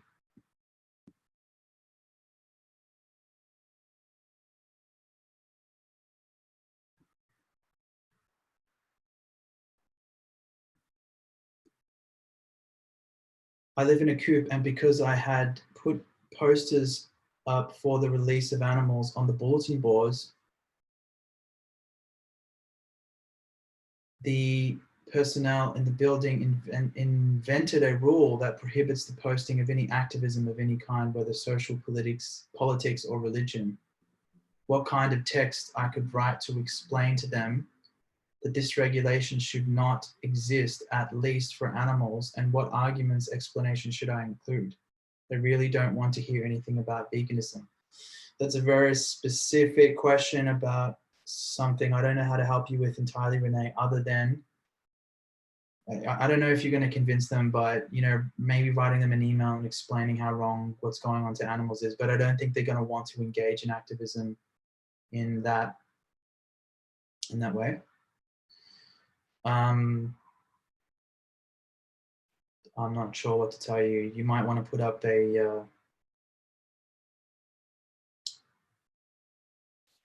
try putting up a poster that says you've been lied to, watch Dominion.com. Watch Dominion, go to Dominion.com. But I guess that will get pulled down as well. You know, if you get the chance to speak to them, hold them to account like how I'm suggesting, speak to them about this issue and see if you can get them on the animal side.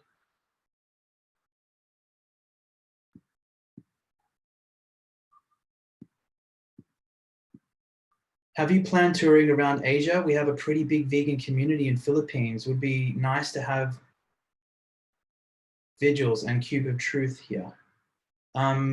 We did have some cubes operating in the Philippines, I believe. And we may still have cubes operating in the Philippines. I'm not quite sure.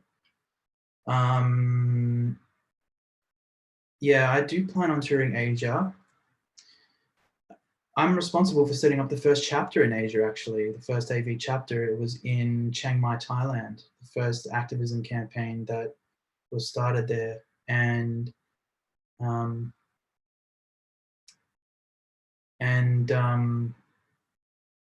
we may come to the Philippines. We may come to parts of Asia where you can speak English.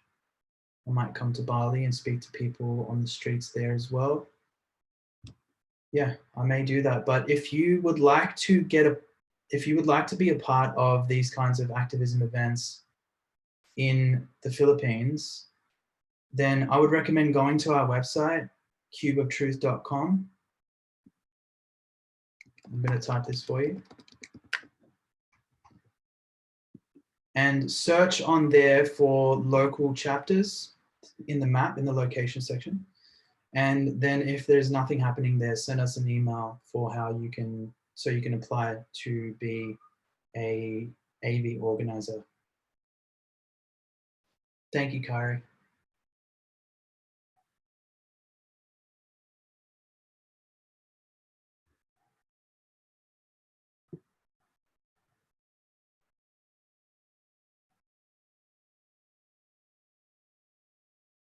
Thank you, Gianna. I appreciate you. And Karanak.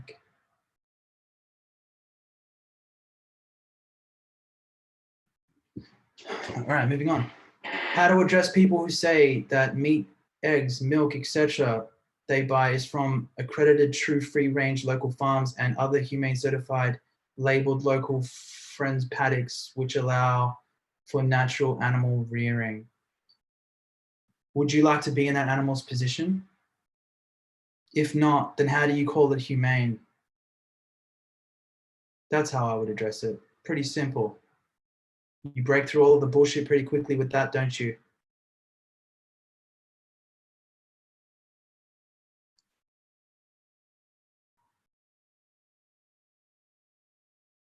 Where do those animals get sent as well? To the slaughterhouse? You don't even have to talk about that, by the way. You could just say, would you like to be in the animal's position? That's the best way to do it.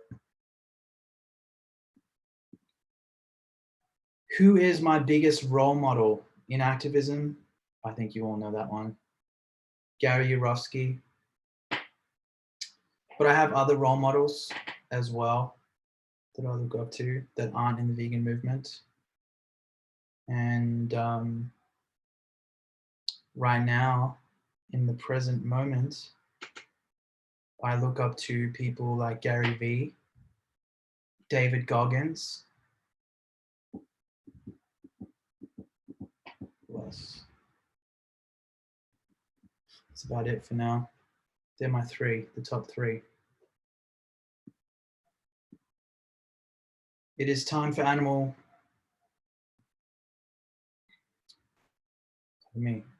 It's time for animals to have rights legalized worldwide. What do you suggest to be done because the supply of meat products causes diseases and virus? Do you think that we need to institute lab meat if people cannot transition? Veganism is the answer. I am vegan myself. No. We don't need lab meat. Being vegan is fucking easy. People need to stop with their excuses. We don't need lab meat to create a vegan world. So I recommend that you focus on other forms of activism and getting people to understand that being vegan is really fucking easy. And the reason why it's easy is because they would never want to be in the animal's position. So back to the accountability, back to the morality of this issue. That's all you need to focus on. What do you think nowadays about the Impossible Burger? I answered this in the last stream. I'm not going to keep answering that question. But if you want to check my answer, the last stream. I use vegan DHA and omega-3 every day. I think that's the only good oil. Not really a question. Should be reading these before I read this out loud. But I agree. It is the only good oil, apparently. I don't take it. Don't need it. You only need it if you take a blood test and it says that you need it.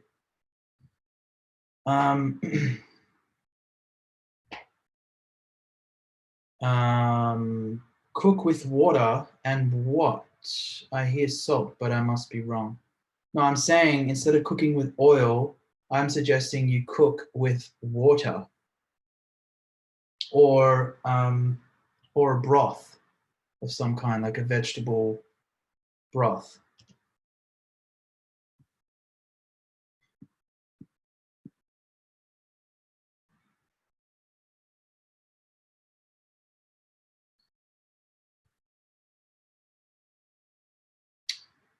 I can't see your link right now, Mathu, but I'll answer this later.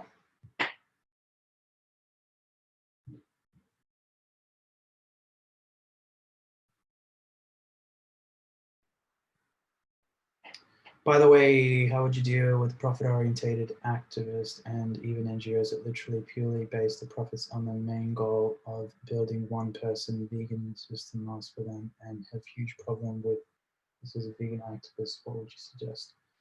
This question is basically about how do you feel about activists who are in it for the money, or NGOs that are in it for the money? Don't support them. If you don't think that their work is genuine, don't support them. What arguments can we bring up to people who know all about the horrible and immoral things that happen to agriculture, in agriculture, to animals, but they just don't care, or the taste preference has higher value?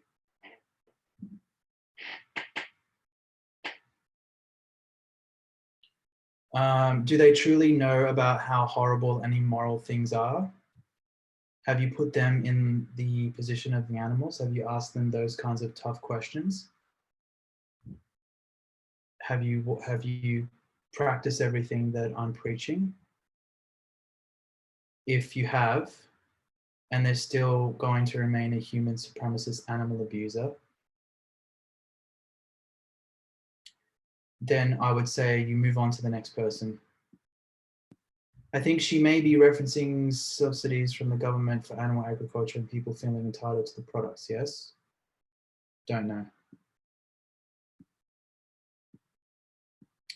Can I see you? Not on Zoom. I can allow you guys to speak. I can give you the ability to speak. If I was to choose in the Zoom meeting, based on the participants that are in here, I could actually give you the ability to speak, but I could also give you the ability to turn your camera on. But I've chosen not to do that because I think it would become messy if I was to do that. But that's an option that we do have, and it could be something that we do with a smaller amount of people. How many participants do we have in here? 30 currently, you know? Yeah, a concept that I'm not doing right now, but could. Do you think that the corona crisis will push the vegan movement in a positive way? Only if we do something about it. Only if you watching this do something about this and speak up about this. Hold people to account for the fact that they keep pointing the fucking finger at some Chinese guy who ate a pangolin or a bat, but they share the same mentality as that person if they are not vegan. We can't point the finger. All these fucking pandemics have been caused by enslaving, torturing, and murdering animals. That's the reason why we're in this mess.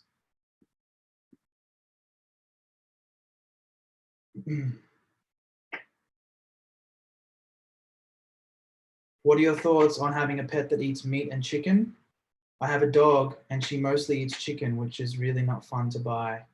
I did address this yesterday in yesterday's stream, but because I know that this topic is one that you probably feel a lot of you probably feel troubled with, I'm going to say this.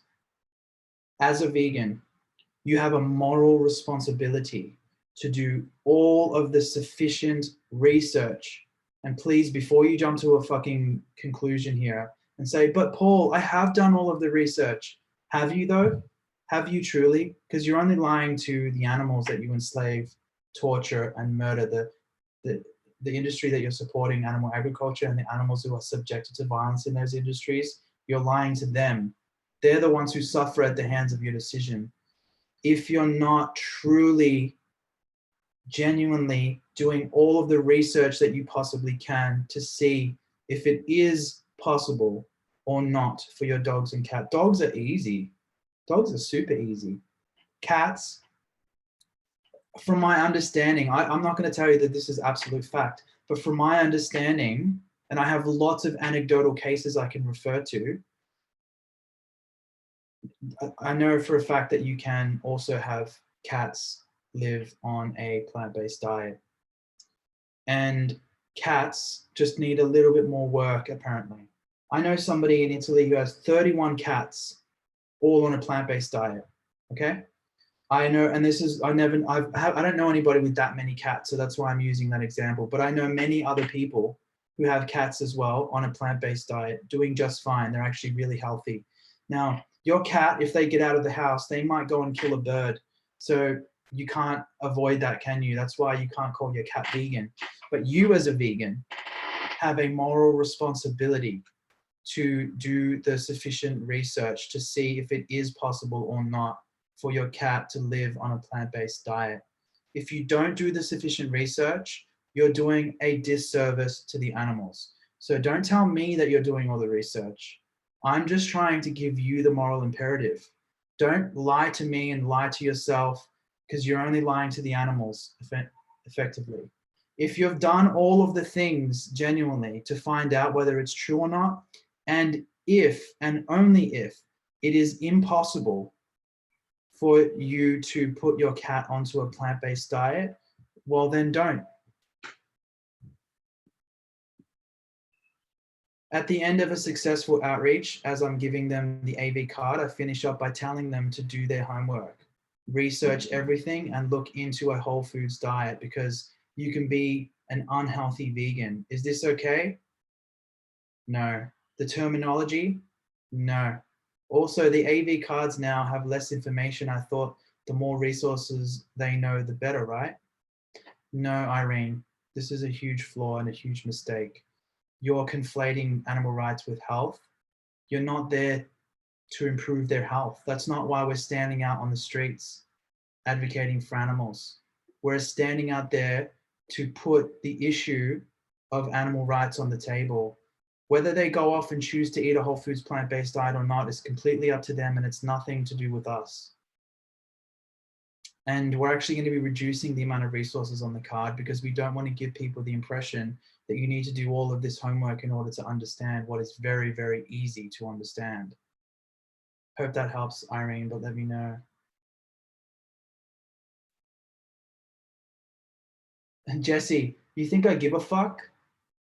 I'm not in this to be popular and liked by everybody. This is your issue. You're trying to be liked by everybody as a priority. Sucks to be you. You're giving vegans a bad name, actually. This is why people hate vegans, because people like you come into people's comments and say, this is why people hate vegans. You're why people hate vegans, because you keep spreading this shit on vegan pages. And, you know, the other thing that people need to realize is that if you put being liked as a priority before saying what needs to be said, you're just fake, and people think you're a loser. They read through your fakeness.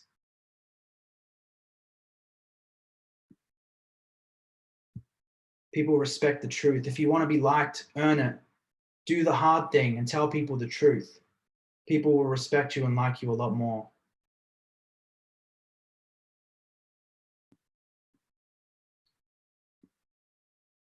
All right, so next question. What to do if people like my co-workers just refuse to watch videos like Dominion and refuse to talk with you about the topic? Not everybody is willing and ready, so just move on to the next person if you've truly tried to do everything that I'm promoting, that I'm preaching here. So my advice is to do exactly what I'm preaching, apply this approach, and if it doesn't work with that person, just move on. Asking them to watch Dominion is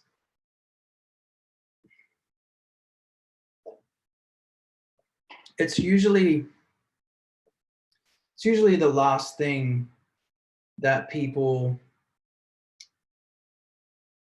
should, like, obviously if it comes up, recommend that they watch it, but you should have a discussion with them, try to interact with them before you say watch Dominion. So that's what I'd recommend, is to, you know, practice what I'm preaching, and then if that doesn't work, move on to the next person. I already answered that. Do you think it's an effective thing to say that to non-vegans that we treat serial killers and pedophiles better than we treat animals? I sometimes say that. I sometimes point at the screens at cubes and I say, do you think that you would treat your worst enemy this way? Because in our society, we don't even treat people who are guilty of pedophilia and serial killers in this way. And what have these animals done to you? What has a pig, chicken, cow, turkey, fish ever done to you? Anything?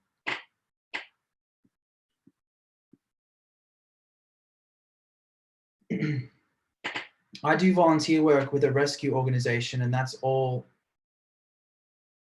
And at all events, they serve animal products. I have spoken to the volunteer organizer about this, and she said that if the food was only non-vegan, some people would not attend. If you mean to say if it was only vegan, some people would not attend. I struggle with this hypocrisy, but I don't want to start volunteering. How would you feel about that? I keep repeating myself, but basically you need to have the tough conversation with them. You need to have this conversation and put the issue of animal rights squarely on the table and speak directly about what's going on to the animals and how it is morally unjustifiable to serve non-vegan food at these events. Point out the hypocrisy, for sure. You just said you struggle with the hypocrisy. Well, speak about it. Point it out. Yeah, I thought you meant that. You just corrected yourself there. When I first went vegan, there wasn't a challenge 22. I learned compassionate living by being in a group with other vegans, which ultimately led me to research on my own, which I still do today. Correct, Matt. And you said compassionate, but it's not compassionate living to not stab animals to death. That's just sane living. That's just rational and sane. You're just not a psychopath. That doesn't make you compassionate by default. But I get what you're saying, and I appreciate that you agree that it's very simple for people to go vegan on their own accord, and especially if we stop babying people and we just speak to them like adults and we assume that they are intelligent, then it's much better.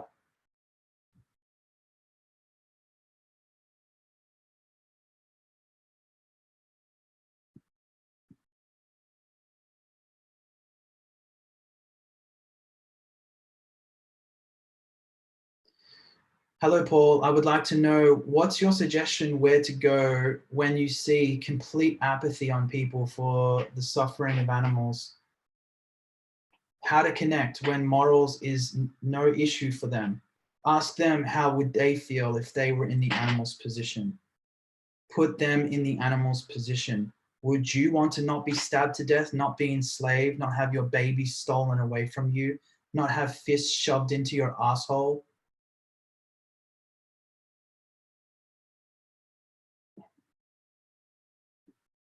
It's pretty easy for you to say that's the definition of privilege when you only care about things that impact you. I mean, it's pretty easy for you to say when you're the ones oppressing them. How would you feel if you were in their position, though? And I don't think it's right to assume that people don't care, because they would never willingly label themselves an animal abuser. Even hunters wouldn't label themselves an animal abuser willingly. Okay? And so what does this mean? It means that people do care, but they're just burying it deep down. And they're saying this to you because they know that saying this to you will dissuade you and end the conversation. They're trying to run away from accountability. So it's your job to pull it out from deep under, how deep it's buried within them. You need to pull it out. How do you do that? By telling them the truth directly, by being absolutely upfront and direct about the fact that people are doing something unjustifiable, something evil to these beings, and you would never want to be in their position, would you? So when you go vegan, you can stop being a hypocrite today. You can stop being the reason that these innocent beings suffer in your name. You know, you've got to speak like this in order to wake up these emotions, these feelings of morality within people. Would you take that position with any other injustice? Are you apathetic to racism, sexism, child abuse? Are you apathetic to child abuse? What if someone was beating your child to death? Would you feel nothing? And this is a way to gauge whether you're speaking to an absolute sociopath or someone who's just being a fucking hypocrite, where they do care about some issues. They do care about injustice in other contexts.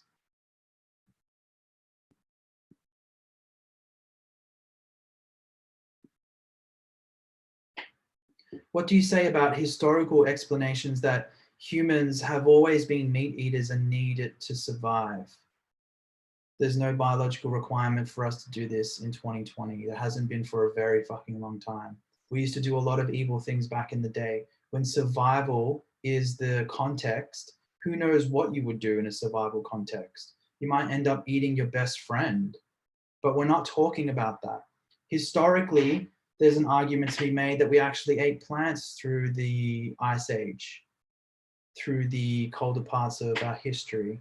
We went to eating vegetables like potatoes. That's the science on that. But even if it wasn't that, even if we did eat meat in the past, we did it in the past. How does that justify what we're doing now when we don't need to? Already addressed this question. All right, guys, Instagram, I'm about to end this stream, while Instagram ends it after 1 hour. So in a minute, it's going to end. And then I'm going to start up a new live after this.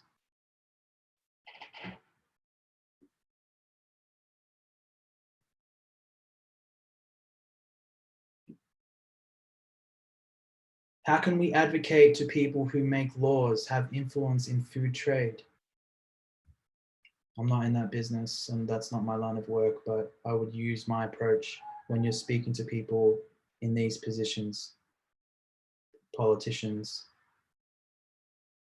people working in the food trade. That's my advice. What would be the best argument for people who strongly believe that animal eating is the only way to be in good shape and have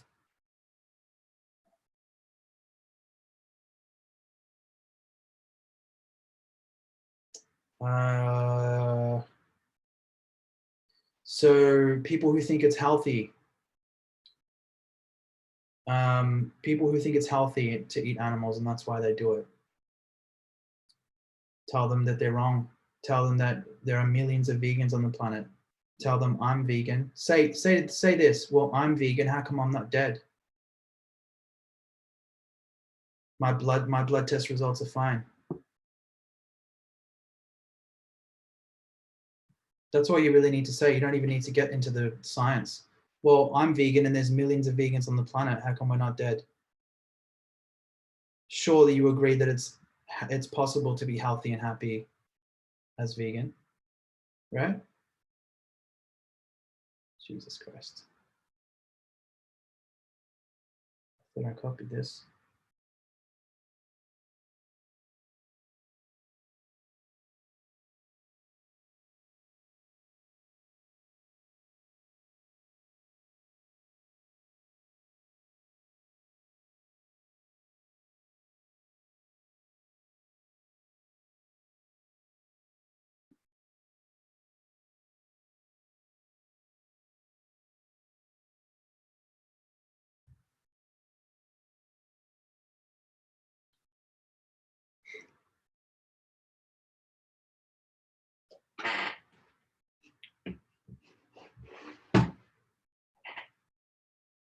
All right, moving on.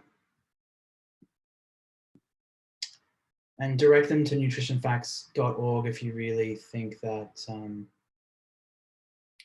if they really think that scientifically they have the facts on their side. But again, you have to bring it back to how they justify. How the fuck can they justify stabbing innocent beings to death when they suffer just like the individual you're speaking to suffers, and make it about them? I went to Vienna the last day of 2019, and a member of Anonymous for the Voices came and talked to me and changed my view about animals. Thank you for this. Hello from Brazil. Awesome. I appreciate that. Are you vegan? If so, I'm glad for the victims. And I would ask you to please join us and speak up for animals alongside us.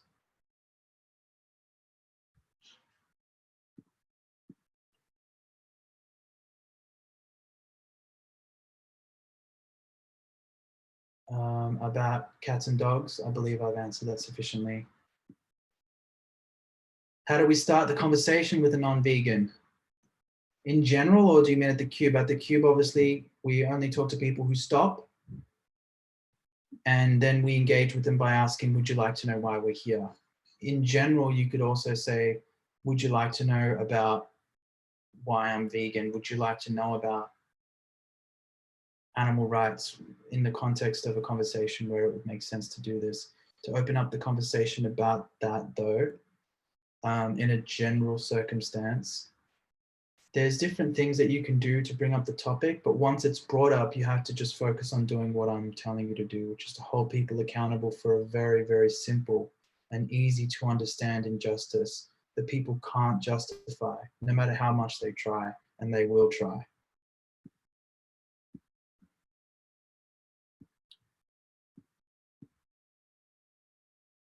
Hey, what do you think about leather seats? Meaning, have you ever thought about, should we be doing something about it because most cars are made with leather seats? What could we do to discontinue that? Don't get cars with leather seats. Try to find tires that don't have bits of animal products in it. I know what it's like. Our old car that we were using, Asal's old car, it had leather seats in it. Even while we started AV and we're still driving around in that fucking car. You know, you got to do what you can, but we sold it, got a new car, fake leather seats. They're actually better than leather seats. They're easier to clean. I think they're more beautiful to sit on. It's not sticky when you get hot during hot days. But that's beside the point. It's a moral issue. So do what you can. Request for non-leather seats from these car companies. Make it an issue that is for them to address. I know that car companies can offer vegan leather. I know that Michelin tires has tires that that don't contain any animal products, but you have to do your research. So that's what you could do to discontinue that. Do your research and demand change from the industries. Email them, call them, talk to the salespeople, talk to the manager, put in a request, and don't buy what they're selling if it contains animal products to the best of your ability. I had overheard an activist finish up their outreach this way and thought it sounded good. Can't wait to put all of this into practice. Outreaching will be so much easier now. Good to hear, Irene. I'm pumped for you. I can't wait to get back out onto the streets though. I became vegan and that volunteer changed my life. My girlfriend helped me because she was vegetarian for 7 years now, and now she's vegan. I would like to do something for the movement in Brazil. cubeoftruth.com, my friend. I'm going to send you the link right now. Go over to the website and you can see on there, if you look at the location section on the website, you will find locations in Brazil because we do have chapters there. If we don't have one set up in your local area and you'd like to join us and become an organizer, send your application. There's a join section. And then, we don't accept just anybody as organizers. You do have to go through a process for applying, but if that's your interest.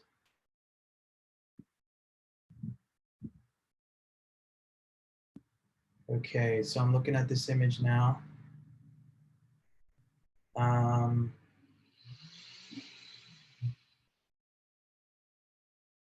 Yeah, I've seen these kinds of campaigns, Marthu. What do I think of them?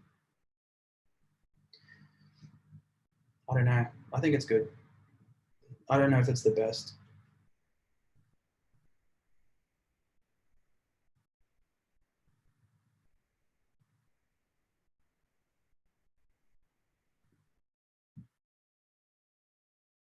You're goddamn right we preach. Because all you do as a non-vegan is stab animals to death.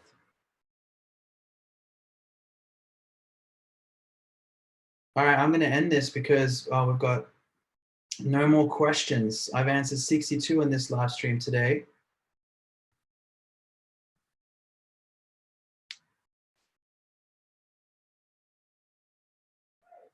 One more question just came in.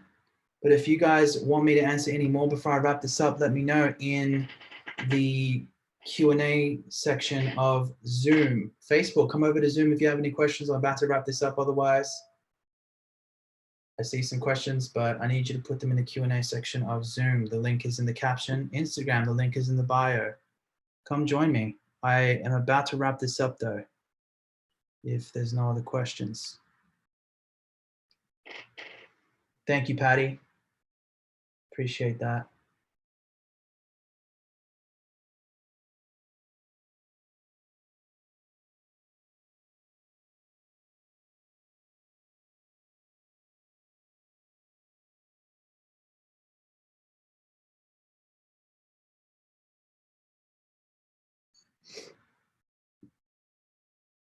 Two comments. Ian, what are you doing? How do you sleep during the day, man? I wonder how you're doing that.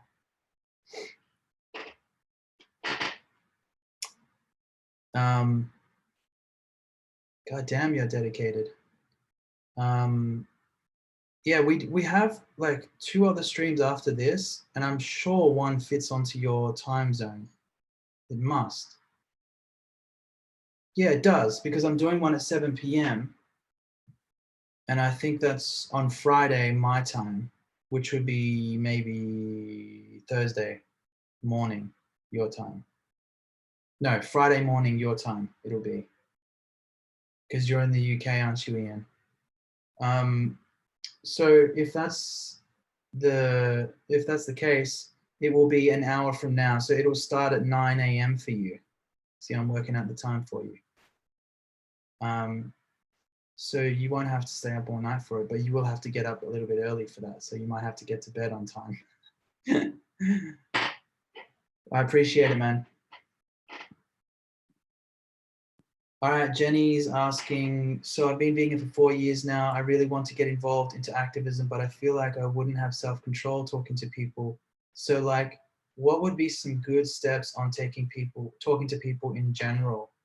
Jenny, I'm assuming you just joined us.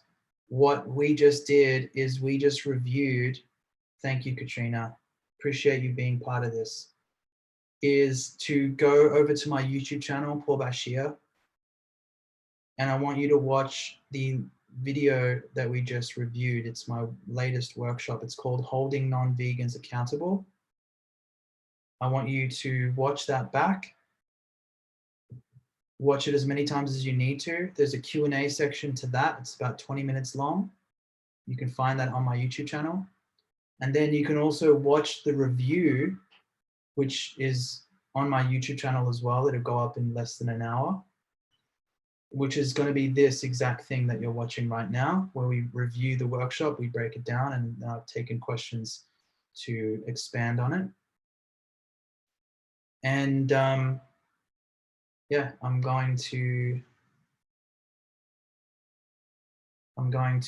assume that once you've done that, you'll let me know if you have any other issues that you'd like me to address. Let me know if you have any questions. Palm oil, I've already addressed this. It's just like any other oil to me. And you've heard that the production of palm oil is the biggest destroyer of animal habitats. But do we know this for sure? Because no vegan I speak to actually knows this for sure. This is why I just put it in the same category of, I've actually heard arguments that palm oil is actually more sustainable because they keep using the same areas to produce palm oil, whereas other oils clear more land. So I've heard arguments to and fro, and I just think, well, I don't really eat oil anyway, so I don't consume it. But I put it in the same category as all other oils, and I haven't seen truly convincing evidence, but I'm open to it. What is the problem with intersectional activism? It has no place in animal rights. Why? Because it brings other issues into animal rights. This is about non-human animals, and they deserve to have a cause that is dedicated to them. Pretty simple, right? You wouldn't go up to a gay rights campaign and say, well, what about feminism though? Well, what about, what about, I keep saying homelessness, like what about homelessness though? I could say any issue. You bring up other issues, you marginalize the victims you're speaking up for. And you are asking about intersectional activism. So this is asking us to speak up for every injustice. I mean, it's just insane. It's an insane concept. Being out on the streets and speaking up for every single injustice. That's ridiculous. You need to be a focused person. And especially when animals are the most oppressed, the largest and longest standing oppression on the planet, they definitely deserve to have a voice that is dedicated to them and only them. That's it. That's all the questions. Thank you guys. Appreciate you being a part of this. The next one is going to be coming up soon. Look out for that on our Instagram and Facebook, and you can be a part of that. Again, there's going to be another workshop that I upload, and it's going to go up pretty soon. And that workshop will be a little bit more expansive. And then we're going to break that down, and then I'll take questions. And then we're going to do what Irene recommended, which is to review outreach interactions together. And I'm going to break it all down for you. And that's going to be something I look forward to doing in the very near future. Pay attention to what I'm saying on my Instagram, Paul Bashir, what we're saying on the Anonymous for the Voiceless account, on Instagram and Facebook. And you can check out the schedules that we post on there. So stay tuned, and I'll see you in the next stream. Much love, everybody.